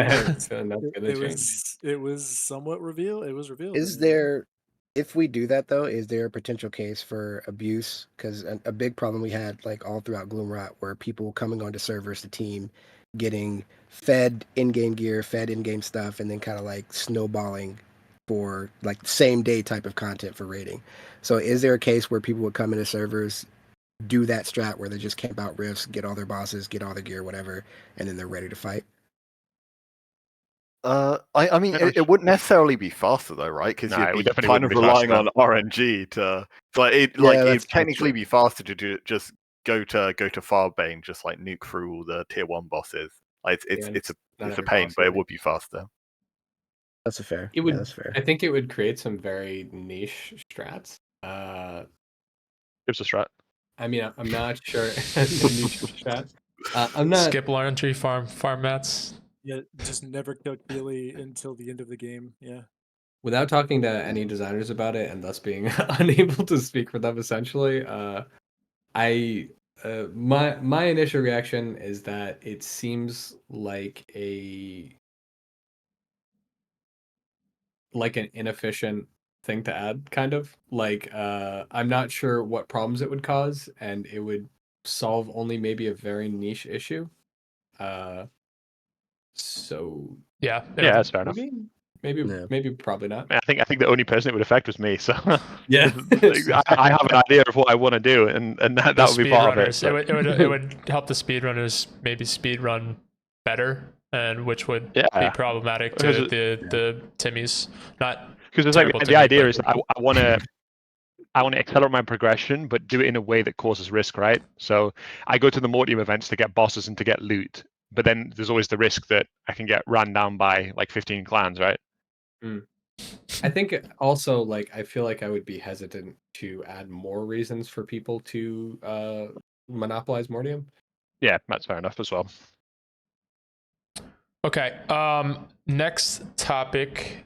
I wanted to bring up. We mentioned it kind of very briefly earlier. It was actually a lot higher on my list here. I just skipped it. So, Jeremy, the social menu. The social menu is really only used in a predatory way currently. I know exactly what you're talking about. Okay. Already. Yeah. I mean, aside from the first 5 minutes of the game where you're like, yeah, let's clay it up and do our thing. Other than that, it's only used to make sure your raid target is offline. And I kind of have like a little thing that connects to this here. And I don't know if this necessarily needs to be changed or not, but I personally don't like the names of castle hearts being on the map. I don't mind them being like when you walk up to a castle, you see who lives there, but on the map, it makes it very, very easy to target people in correlation with the social menu. And I don't think that's necessarily healthy for a game with this sort of structure like Rust. Like think about if I told a Rust player, hey, I can tell you exactly whose base is who and when they're online. Are you in? They'd be like, that's got to be cheating, right? You know what I mean? And that's kind of like how a lot of us feel with V Rising. Is there any thought going into that in the future? Yeah. I mean, there are issues with it in terms of like. I almost don't want to talk about it because I don't want to like spread it in case there is anybody who doesn't know about it. But like, there are other ways to use a social menu that are problematic. Yeah. That Are you potentially referring to the top of the list? Yeah, maybe. Okay. there are things that I need to check in about to see if we did change them. I mean, I can tell you that it's definitely a little bit of a struggle for me because I play so much solo and because I have all you Hive little Zerglings in the chat. They know who they are. They love to give me visits on servers in numbers that are nearly impossible for me to deal with based on using battle metrics, and then they're really easily able to find my base and tell when I'm online, and so targeting specific people is very easy, and it's anyway, that's kind of my stance. I would love to see it just. I want to hone in on fast. kind of one thing you mentioned there. You talked about removing the ability to see who owns what castle by just kind of like open up the map and looking at plots. I think that would be a really positive change. It wouldn't completely eliminate the whole social abuse issue, but even the aspect of kind of like having to like you get into a competitive fight at like rifts and then you're like, oh, that guy stole my rifts. I'm gonna figure out where you live, and go get I've done you. that, yeah. Yeah, exactly. So I think having that removed kind of adds like another layer of gameplay. And this is completely unrelated, but I kind of remembered what I was going to say before we got to this. Go for it. Something that is highly needed, because in a game like V Rising, where it's so progression focused, you pretty much you play wipes, right? Things are very repetitive.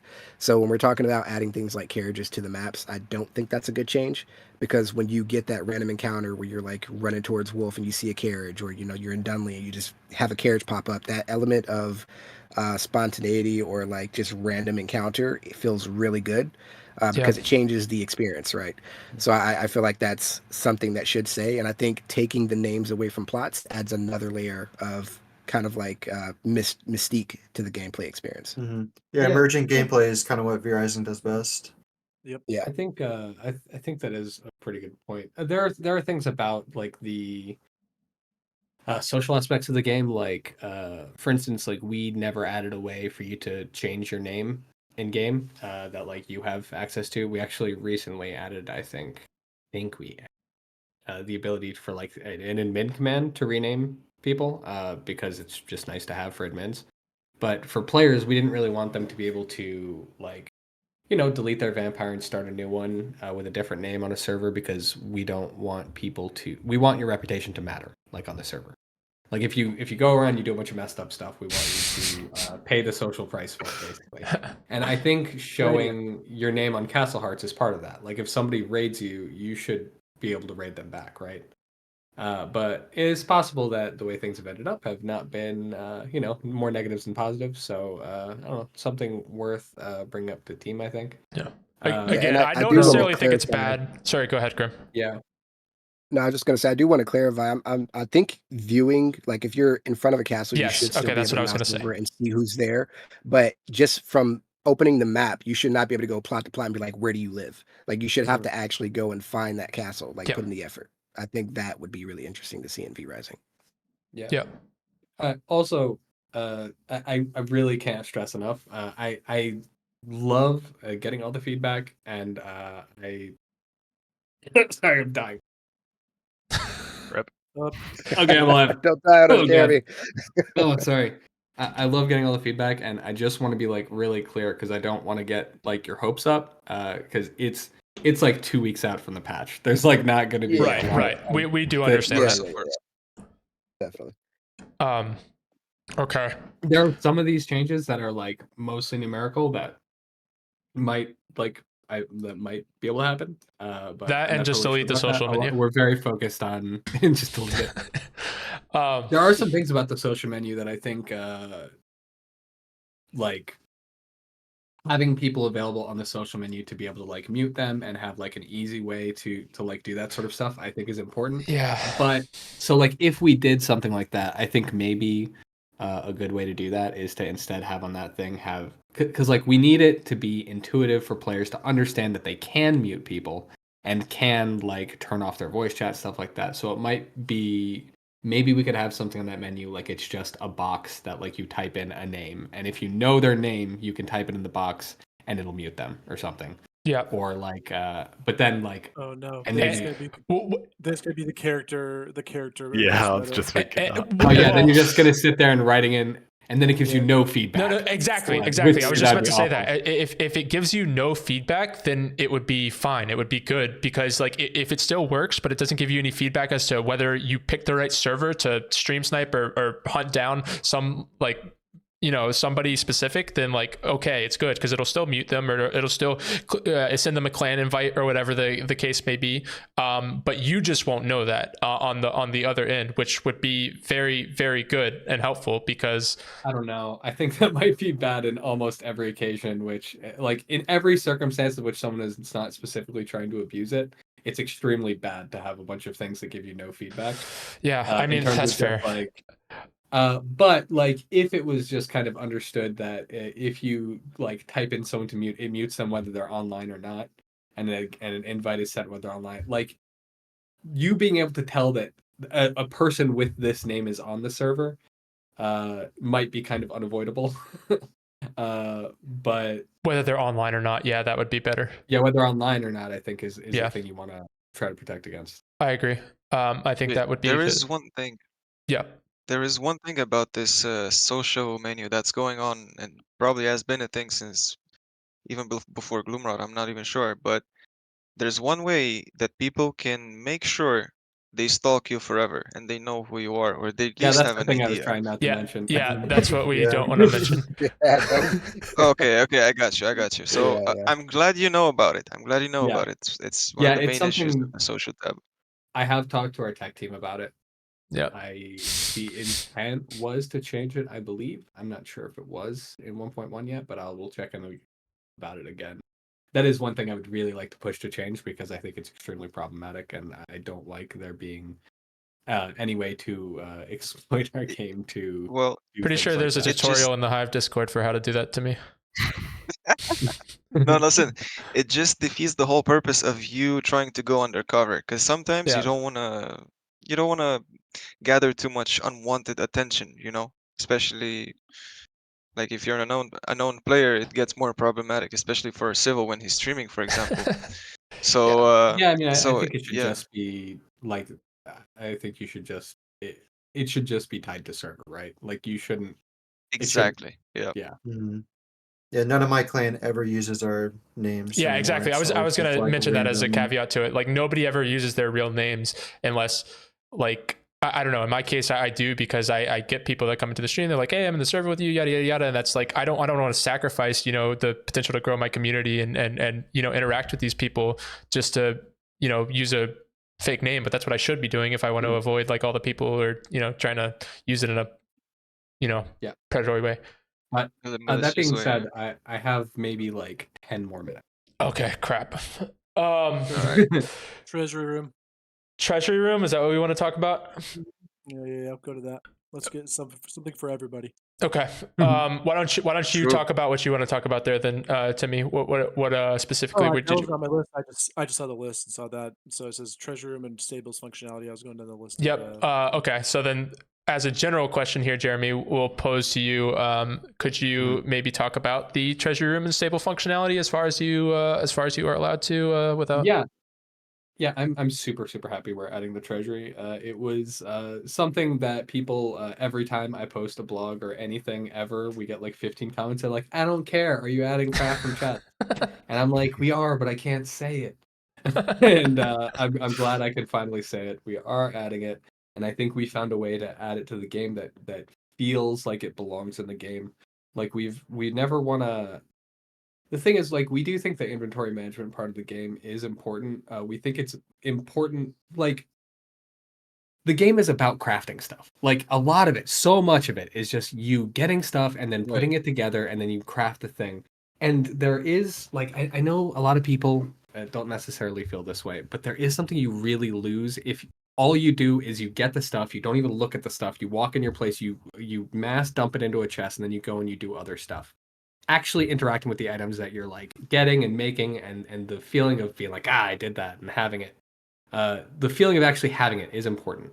And I think the treasury does a good job of like walking the line of not making it so you ignore the fact that you ever got these things, but also like making it convenient to use them, and like you don't spend all of your time just running around putting stuff in chests, taking stuff out of chests, counting to make sure you have enough stuff in your current inventory so that when you run across your castle, you go, I left 2 pieces of stone, and you have to like run back across your Yeah. castle. Yep. That's a nightmare. I've done it. I've been there. I hate it.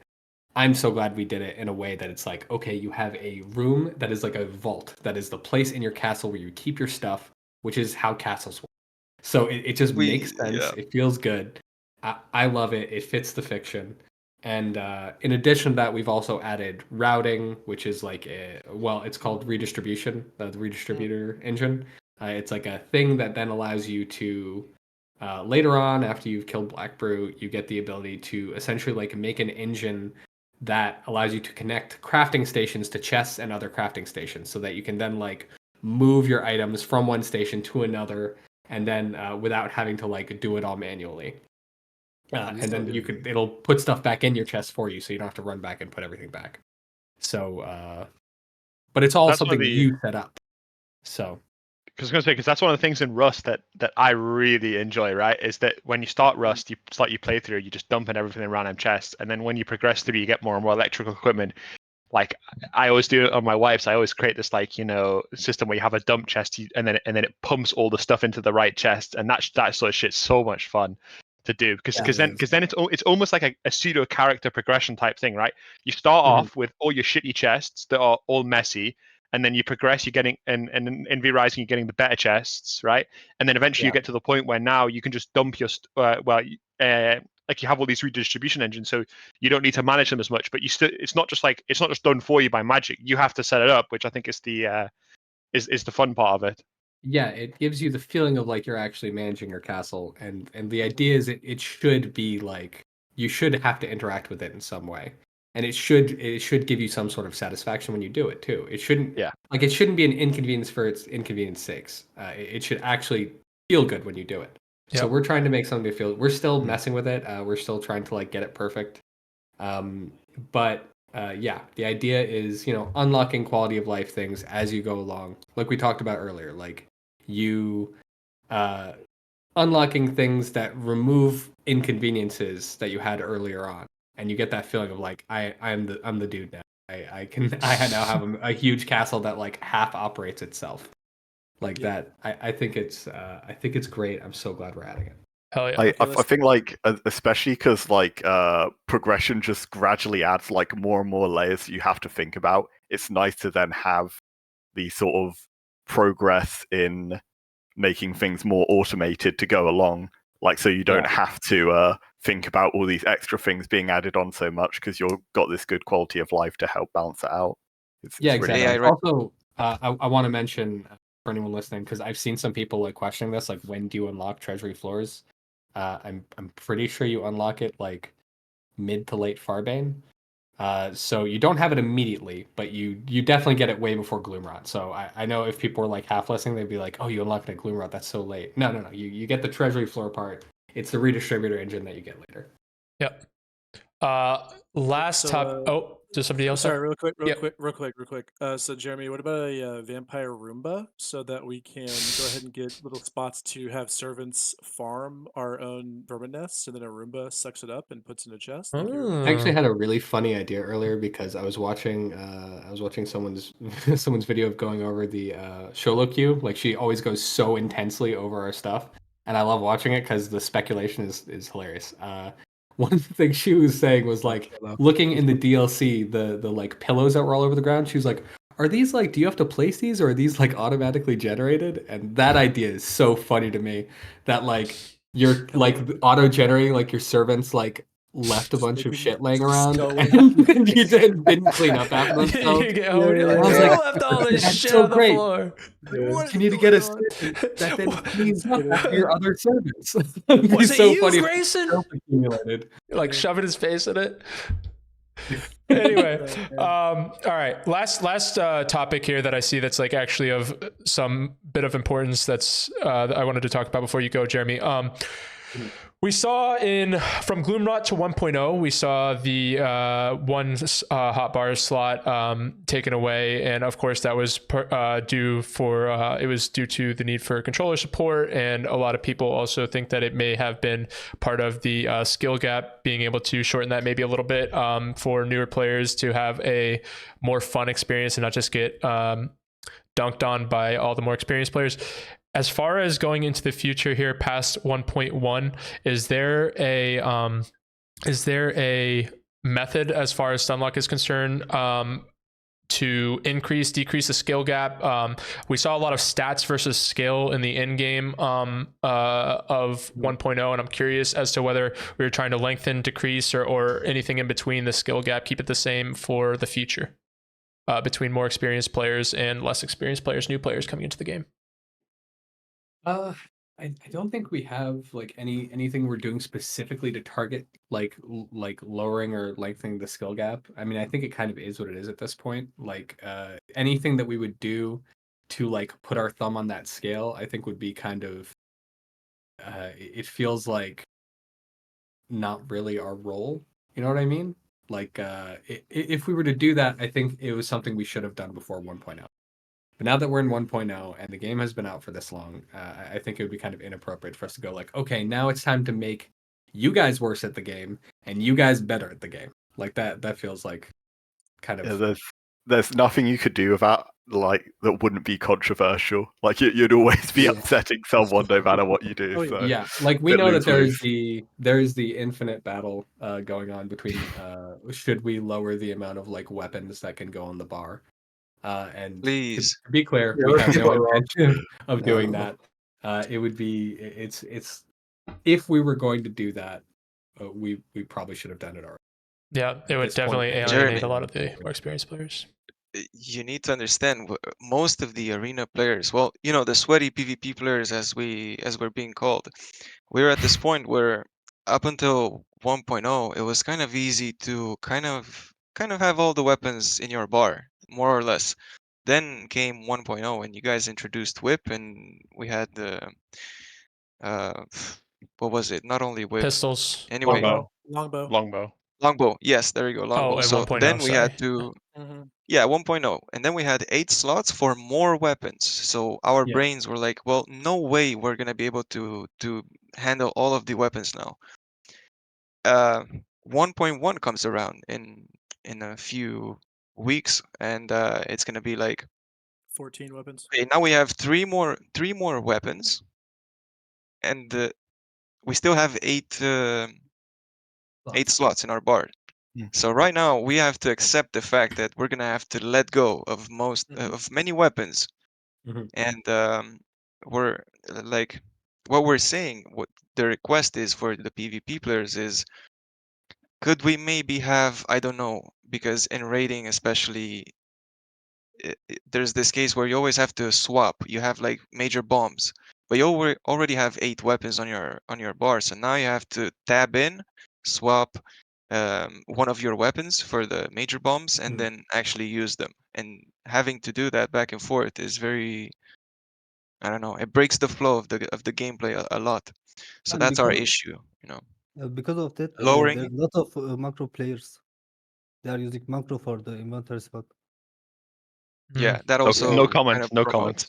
comments. That This is promotes a something lot Timmy of and We I have comment. talked a little shady about too. Yeah, stuff. they are. I think almost the perfect fix for that, because we've had conversations, I'm sure, with all of us here have had conversations about this, talking about consumable specific hotbar slots. I think something that would be actually a little bit easier than that, hopefully, would just be adding some type of functionality where you have, like the emote wheel or the True. transformation thing that pops up. Mm, Adding true. something to where you could do it there would, I think, be a lot easier to implement. Yeah, consumable wheel. I like that. Write that down on Yeah. your notes, Jeremy. That would be crazy good. That'd be I have super one It's an more cool. old, it's an old question. note. Go ahead. After 1.0, there is they shot a bug, guys.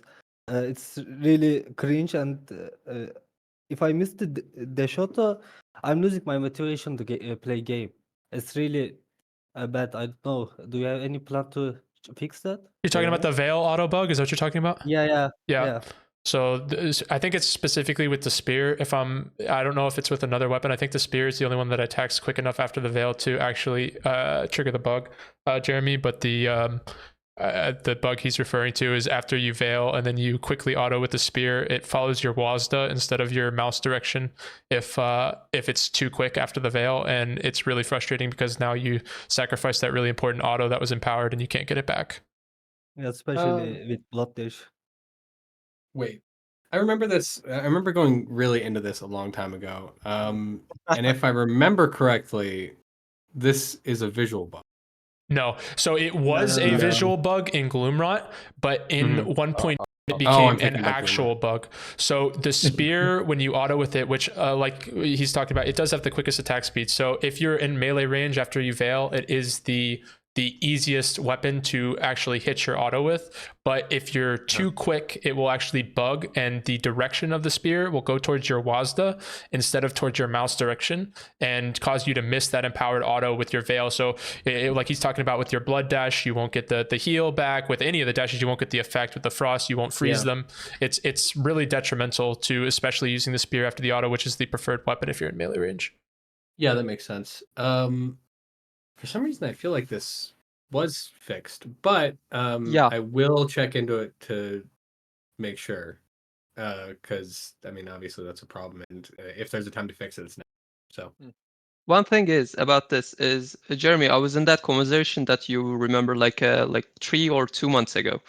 Mhm. You guys were talking in the arena chat with like Nemesis, and I don't remember. Like I was in there and I did some tests as well. So the thing is, it looks like a visual bug because it have a visual bug part as well. So when you dash auto, it is like 80% visual bugs somewhere else, but it still hits the direction you're hitting. But sometimes, Yeah. like it is like dependent about CC as well, if I'm not mistaken. Because right after I got spear queued and I try to dash auto, generally that happens when it don't hit. Or like when Yes. I get mace Yeah. E'd, and after that mace E, like let's say he mace E'd me, he whip autoed, and when I try to mace Q, not just dash auto, but the mace Q as well. When I try to mace Q the guy, it's just mace Q's backwards and like makes it You can spin. test this with the XE. XE is very easy to demonstrate how this works, but it's pretty much the same So for every weapon. Yeah, yeah, so the reason it's you a remember separate it bug on that as one.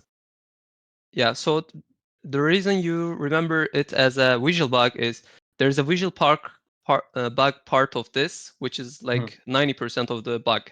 But in that 10% that makes the actual bug happen is actually frustrating. Yeah. Well, I mean, the visual bug part of it is also a huge problem, right?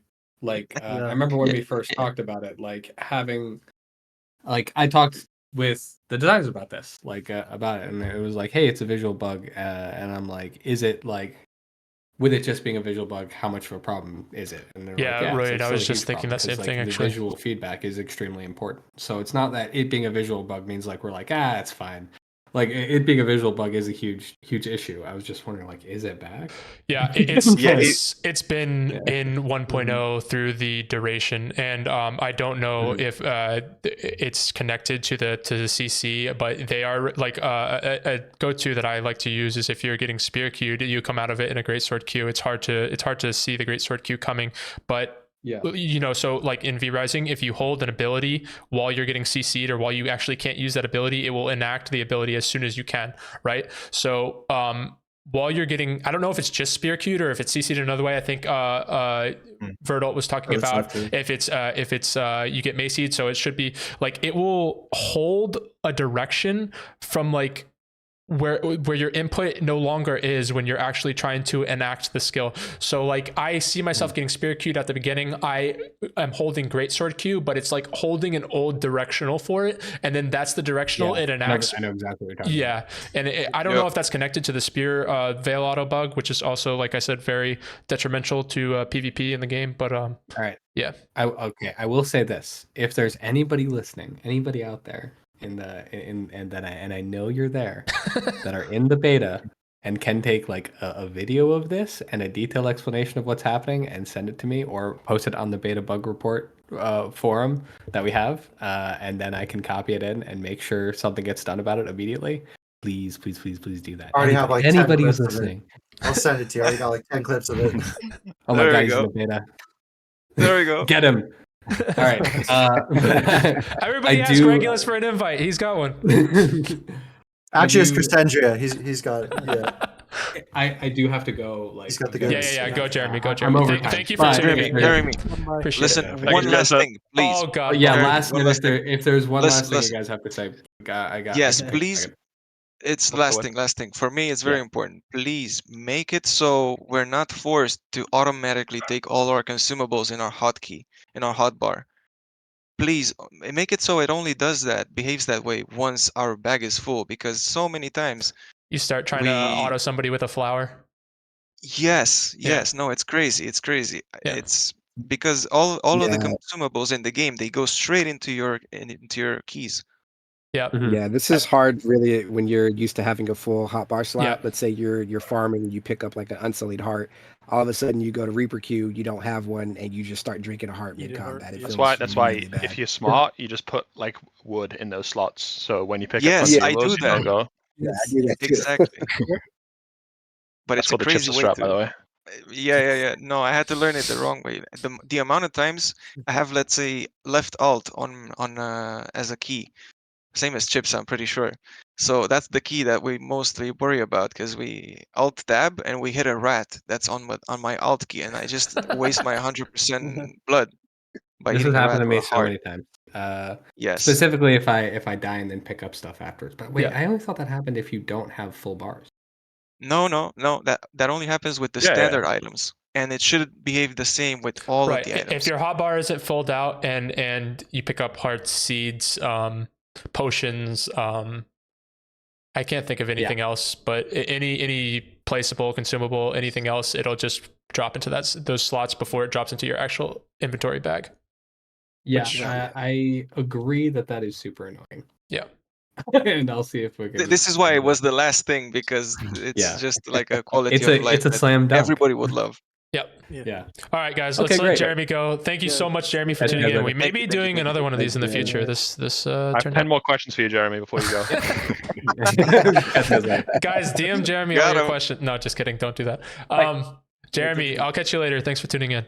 Okay, now we just got the Finally, boys we can left. shit talk him. Yeah. We're not Oh, gonna shit got talk that anymore. guy, huh? No. Finally. All right. Finally, he's gone. Yeah. Do you guys still want to talk about the other things that we had, or do you feel like this is a good time to wrap it up and we could do a future episode for other things? What are you thinking here? What do you guys I feel? wanted to get y'all's feedback on something. Yeah, go for it. There's this UI element above the nameplate, above a player nameplate, Yeah. where like if you get blood raged, and there's the blood rage, and then there's a little timer. Mm-hmm. But if Yeah. you get a power surge, Aegis, old soul burn, I mean whatever, it will be hidden because the blood rage is shown, right? So you only ever Good get old- one. You only get one piece of information on Yeah. that UI element. So Yeah. I was thinking we get like little like those buff icons above the action bar. Mhm. Just have those like small for active buffs, like blood rage, the 5-second timer ones, whatever. Small above that nameplate. Yeah, we definitely should have access to all we definitely information in terms of status effects and buffs and whatever is on us, especially if they're temporary. Should add weak auras to the game. Weak Yeah, auras? exactly. That's what I was Can thinking. you imagine like, that shit? yeah, If you I play play- WoW, I play a shit ton of WoW. So Fucking whenever I like nerds. hamstring someone, I want the giant hamstring above the bar. the second you have a heart strike on you, it just plays a massive alarm sound. That's kind of a Yeah. tricky. It's kind of a tricky thing to implement, because if you think about it, they could just add another status on top of the first one that was applied, and then just collapse them as they expire. But what if like there will be cases where you have like an entire team, like a 4-man team, that gets frozen leaped into something else, and then it's Got just it. like a bunch of shit on your screen that you don't see anything Yeah. anymore. I mean, have it a cap of So like that's- 5 or something. I don't know. Yeah. So yeah, with that idea, I think we talked about this a little bit. Regulus. Regulus or Reg. You can call me Reg. Reg. Okay, Reg. So I think we talked about this a little bit. I think one way to do that would be elemental status effects below the bar as just like a dot. So you just That was a know, good oh, idea. Yeah. yeah. Oh, I have the green dot. Oh, I have the red dot. Oh, I have the whatever. So you know, Mhm. like, okay, I'm affected by that element. Yeah. And then like buff stuff you put above the bar. So you, like in terms of elements, you can just track it by looking at what color you have, and then the buffs and stuff. Yeah, that I totally agree though. Like buffs, debuffs all together. You probably have to like pick Yeah. what you want to show. Some if of you them pick take your- prio too. Like some Yeah. of them are That's true. priority. That's true. Like blood rage will take prio over phantom aegis and Yeah. power surge. So you don't get to see him. It's only like the visual on the character. Or maybe like you have that could be good. I was thinking like if you're frozen, you could have like a little blue thing around your health bar that's like, hey, you're frozen or whatever, like stuff like that, or static. I mean, whatever. Yeah, that's another thing. Like, there's how many? What is it? 6 elemental effects Yeah. on your character. Like visibly on your character's model, but Right. they don't. There's only room for one. Like you'll only ever see Yeah. your frozen or whatever, or The chilled. thing with UIs as well, it's like everyone's going to have a different preference on Yeah. what they're like rather prioritizing. It's sort of why in WoW you see people with such like vastly different UIs that they have for themselves, because it's like depending what information you care about the most. Yeah, I'm sure that Just wouldn't give be. us options for like rescaling the. Yeah, I'm sure icons, that so, yeah. implementing something, a system where we have the option to choose what we want is probably more from a coding perspective than implementing an option where, or implementing a system that just gives you all the information in a predefined way. So I mean, Yeah. from a difficulty perspective, from Stunlock, I'm sure it would be more difficult to do that, even though it would be more preferable for the player. Or just toggle it like on equip mode. Yes. You know, I want buffs above my bar, 33U, or I thanks for don't the want follow up buffs for the above my stream. bar. Exactly. You make like a Yeah. UI element where it's just like, I want to display all debuffs, yes or no. I want to display all elemental effects, yes or no. I want to display all buffs, yes or no. And you just check the boxes of the ones you want, and then that's just what it is. That's valid. That's Or- valid. yeah. I agree. I think a quick fix on this, like as we have it right now, would be to simply always give you the freshest one or the most important one, which would be kind of like the debuff usually. You want to see how much longer you're going to be weakened for example, or Hard static, CC shocked, or or whatever. anything like that. Yeah. Yeah. Yeah. I I mean, would prioritize that, you know. the most important one is like where it becomes difficult though, because it's like you got to weigh up what is the most important one. Like Yeah. if you got like a power Right. surge on you, a pistol on you, a freeze on you, like which one do you like want to see? Like getting all of the like semantics of that figured out is where it becomes That's tricky. crazy. Yeah. Yeah, it's weird that it's also not the latest buff. You know, Hmm. like you could have a blood rage and then a power surge afterwards, and that's hidden. Yeah. I think it's probably Well, just. then for that, Go ahead. yeah, you go. I was just gonna say it's probably just however they originally coded it and then never changed. Like the way it displays to the player has probably just never been changed. Is my guess on it. Yeah. Well, in my To opinion, me, any just check type your of passive bar, bro. Like, No, I just that's check my so bad. passive bar and I see that. It's so, imagine like the weak aura thing. Imagine whenever you get heart strike, you just see the icon slowly go in a circle until it pops. Like that would be, you know, yeah. see it somewhere else, not have to check with your eyes on the left screen while you're getting 1v3'd. Everyone Well, looking then forward to the one thing update. Would be could cool be to see like you you don't have all to on a show the server together timer on for launch that day. freeze and We illusion will for not be on a like server. chill We are illusion. across the world But from what each they other. could implement is just like little green boxes, like little, not green, but little boxes, Soulburn like was little the only squares on counter top for of double your head. counter. Now when it's gone, That is double like, counter is now if it's green, uncontested. Can you're you give condemned. your If it's like intake on that? light blue, it's illusion. Like you don't, if you want to see the Who timer, says check your Soulburn is passive gone? bar. I'm not saying But Soulburn is if gone. you want to see if you're I hate affected, you can Soulburn. just check by that Soulburn is little jank. square that is that colored. So you don't have that huge UI that is like on top of that, on top of that, on top of that, on top of that, on top of that, but you see what is on you. Yeah, that's what I was saying. Basically. Like cap it at Well, like then you're 5 saying Soulburn little is gone. I'm not icons or saying Soulburn is something. gone. And But if 5 Five is Soulburn is still too gone, much. then I would say that's a good I thing. mean, if well, the UI element is already huge. Like when you get blood rage, it's this giant UI element Yep. that says Yep. blood Yeah, rage in all true. caps. It's a Yeah, And but the huge imagine timer. have 5 of them. Then Well, no, not. I'm No, not no. saying 5 of those. I'm saying the icons above your hotbar. Just make Yeah. those, but smaller. He's talking about like where And you have the elixirs, or not elixirs. They're called, what are they called in 1.0? oh yeah, I got you. So the smaller ones on top of the health bar. Yeah, makes Yeah. sense Yeah, a yeah. little bit. Yeah, and have a cap of 5, and so even if there's like 7 things happening to you, 5 is more information than 1. You know. Yeah, most recent 5 of them makes sense. Yep. Yep. All right. I'm going to take a look at this topic sheet. Was there anything else that anybody wanted to hit on before we disband the V Rising Avengers here? No? I want to ask to you guys actually if Yeah. the thing I was thinking about like for almost 2 years now is the raid system. When you level up your castle to level 2, you're basically unraidable to like level 70. Mm-hmm. That's a bad thing in my opinion. Like level 2 castle have the same defense as level 5 castle, and it doesn't make sense. What I suggested Jeremy in somewhere is that when you get to level 2 castle, yes, you have stone walls, and somewhere around like level 32 to 37, whereas like Nicholas and the Iron Boss, you could have a place that you open the stone siege golems. So you can start raiding at level 35, 40 to your enemies, level 2, level 3 castle hearts. And then when you get your castle heart to level 4, you get a recipe for reinforced stone walls or like reinforced iron walls. So you can like make your walls reinforced iron with reinforced plank plus iron, or like just iron ingots. And then Yeah. another boss to open iron siege golem. Like it's like an iron golem we have in game. It's like clicks faster. It just like shoots at your direction. The I'm thing. confused. But you saying that like when you have castle at level 2 and like you should be in progression at level 40, level 50, that your castle's just as strong defensively as if it's level 5. But this is not true, right? Peter Because makes you don't have sense here. You servants, should you be don't able to have make copper banshees, coins earlier, and with you your probably don't copper have that much ingots. honeycomb. And the siege What golem is way boss? stronger early than Oh it is late yeah, I because guess you you do don't have have but the thing optimized is, stats, you don't have optimized you don't damage. have siege golem.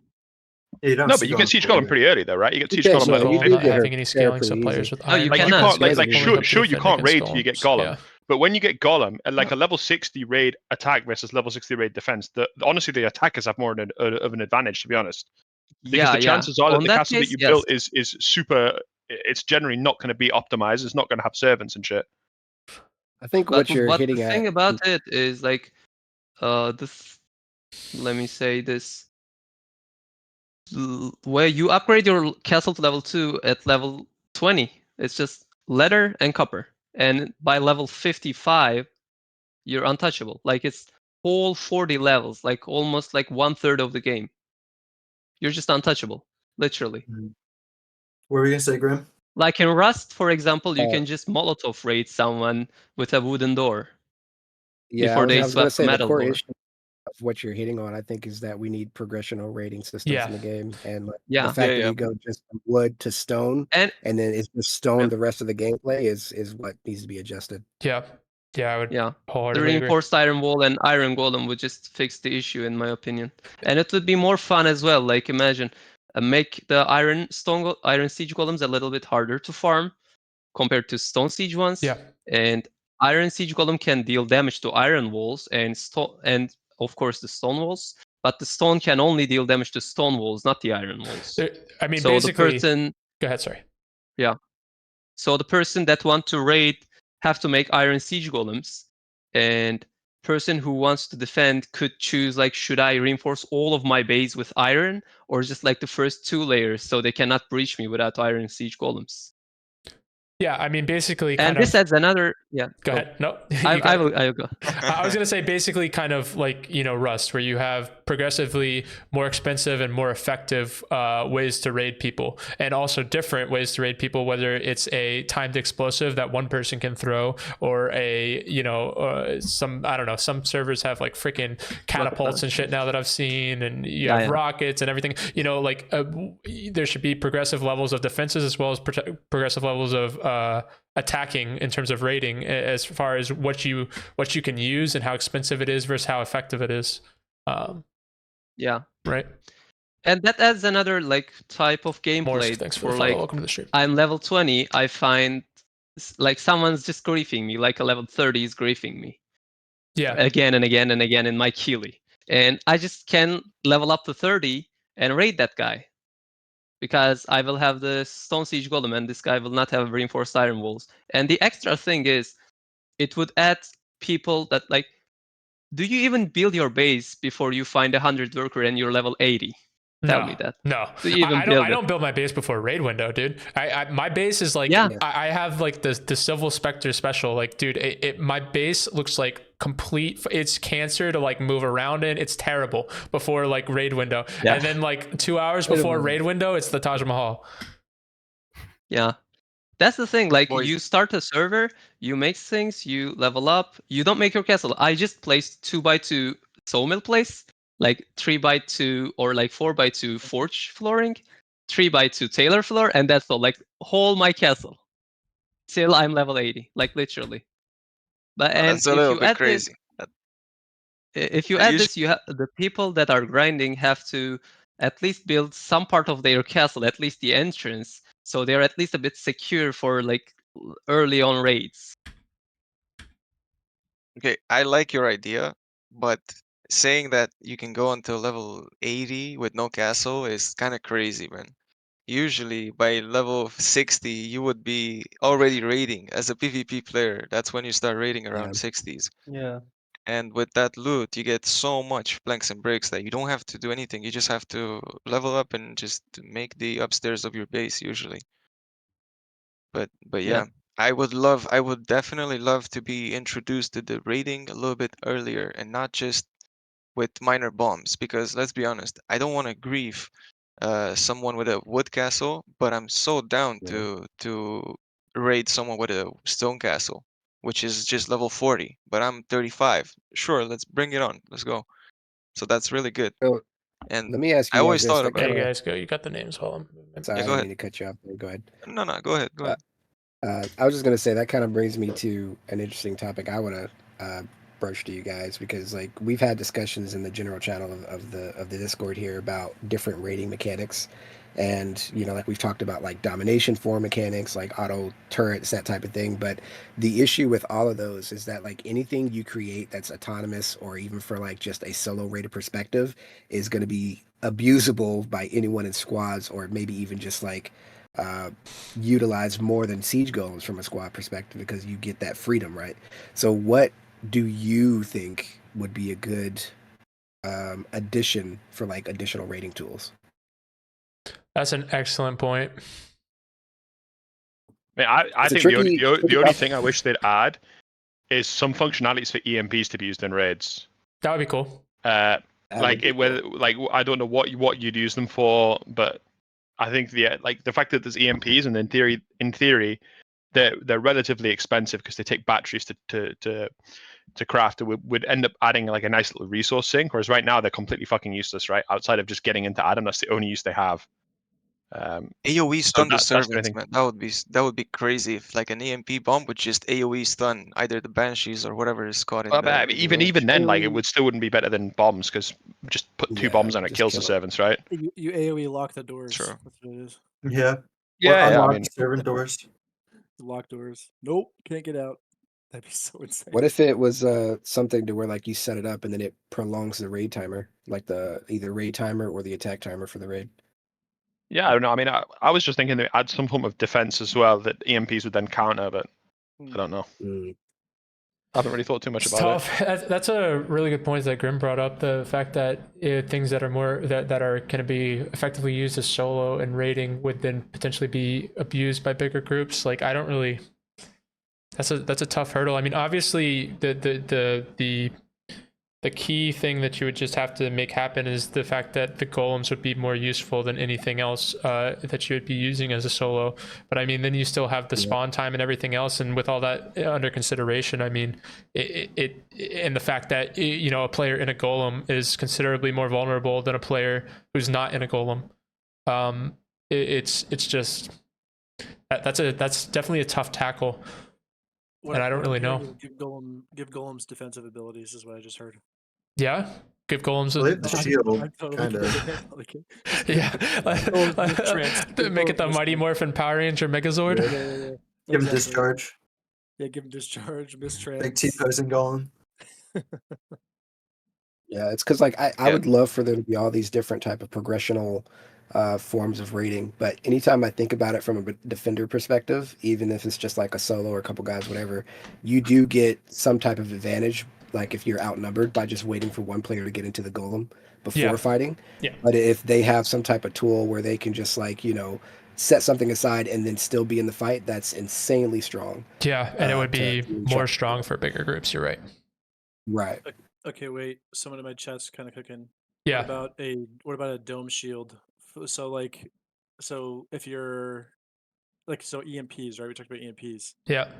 Imagine you had a deployable on the defensive side to block people. This would be so cancer. Actually, I'm thinking about this. You use it to block golem range attacks.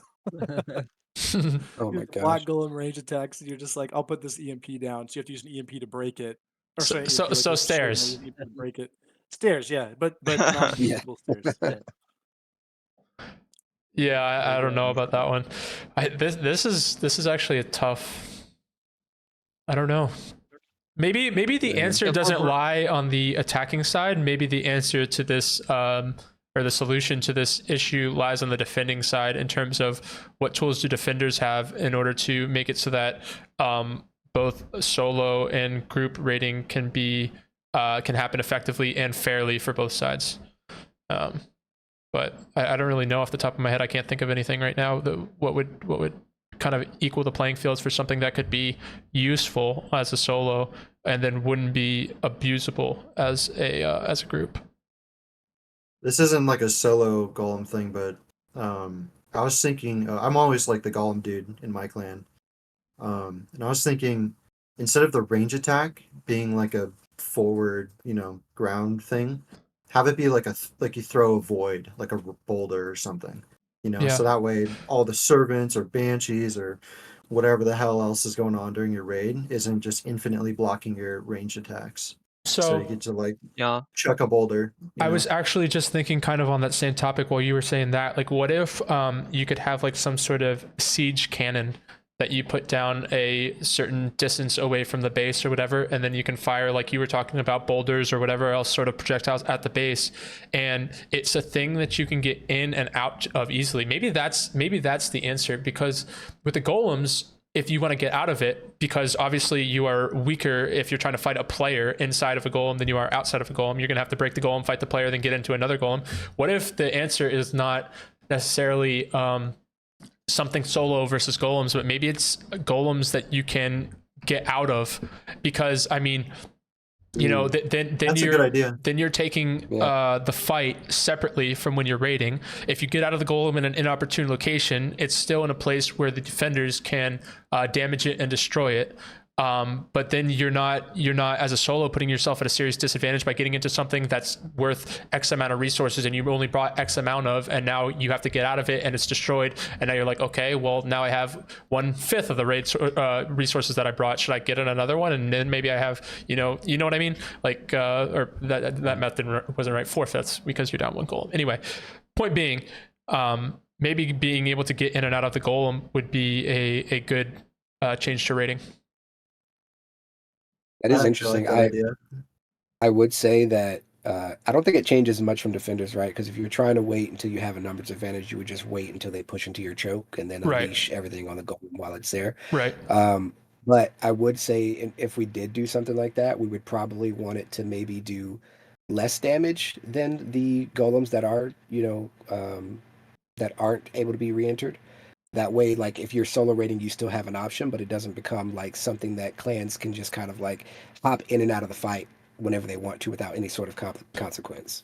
Yeah, I'd Yeah, say that maybe adopting Verdalt's Stone Golem versus Iron Golem idea there might be worth it. Maybe the Stone Golem is something that you can get in and out of that's weaker, but the Iron Golem is something that is a one-time use but is stronger or something like that. Yeah. The idea for what you guys are talking about, let's say you have like a ballista or some sort of catapult, I don't know, is the main difference would be obviously you can move with the golem and you can continue raiding, go inside. Whereas with this ballista, to make it fair, you would have to place it in one spot. It would be kind of squishy, like it should be kind of easy to break as well. And you can't move it. That's the main thing. So you're only going to be using it to breach through the first door and maybe get to the next one after it, but that's it. Otherwise, you get the rest of the raid. You would just have to go inside and actually breach the doors with your melee weapons or whatever. Mm-hmm. So It's that actually could really maybe work. interesting.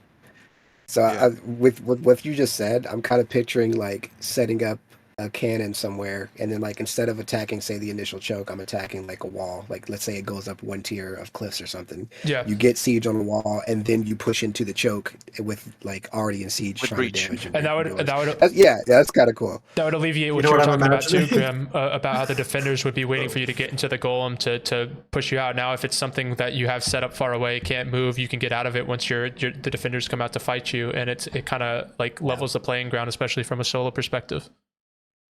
It does.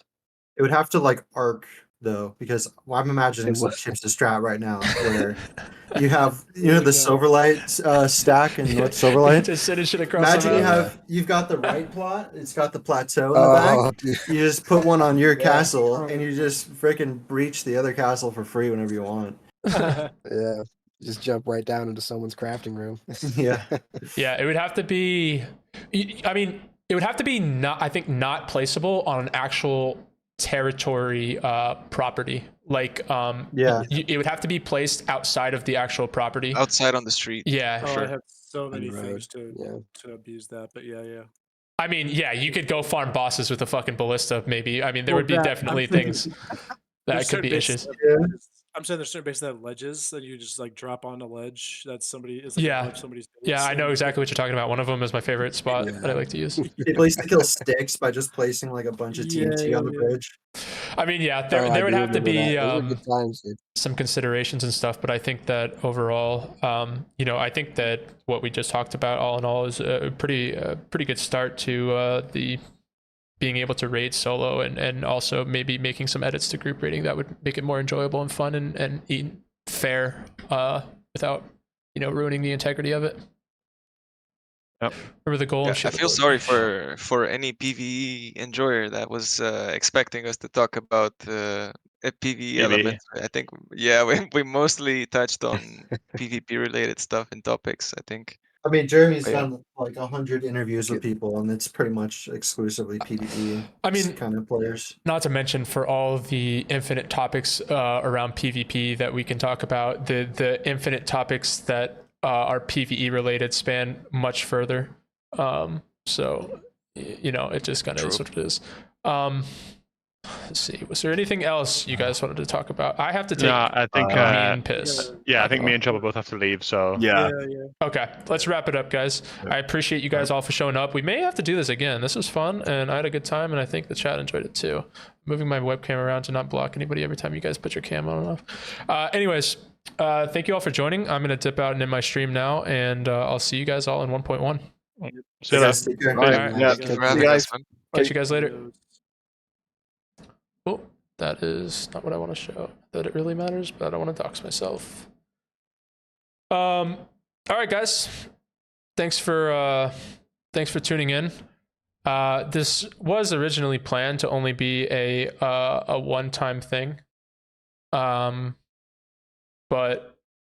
I don't know. This seemed pretty good, and a lot of the feedback we were getting from Jeremy and everybody else, it seemed pretty good. We might be able to progressively make V Rising a better place. So yeah, we may do this again. I really enjoyed it.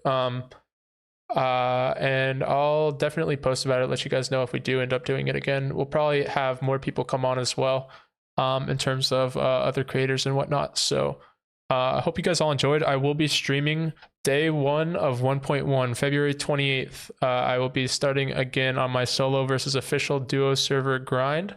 So make sure you guys tune in for that, and I'll catch you guys later.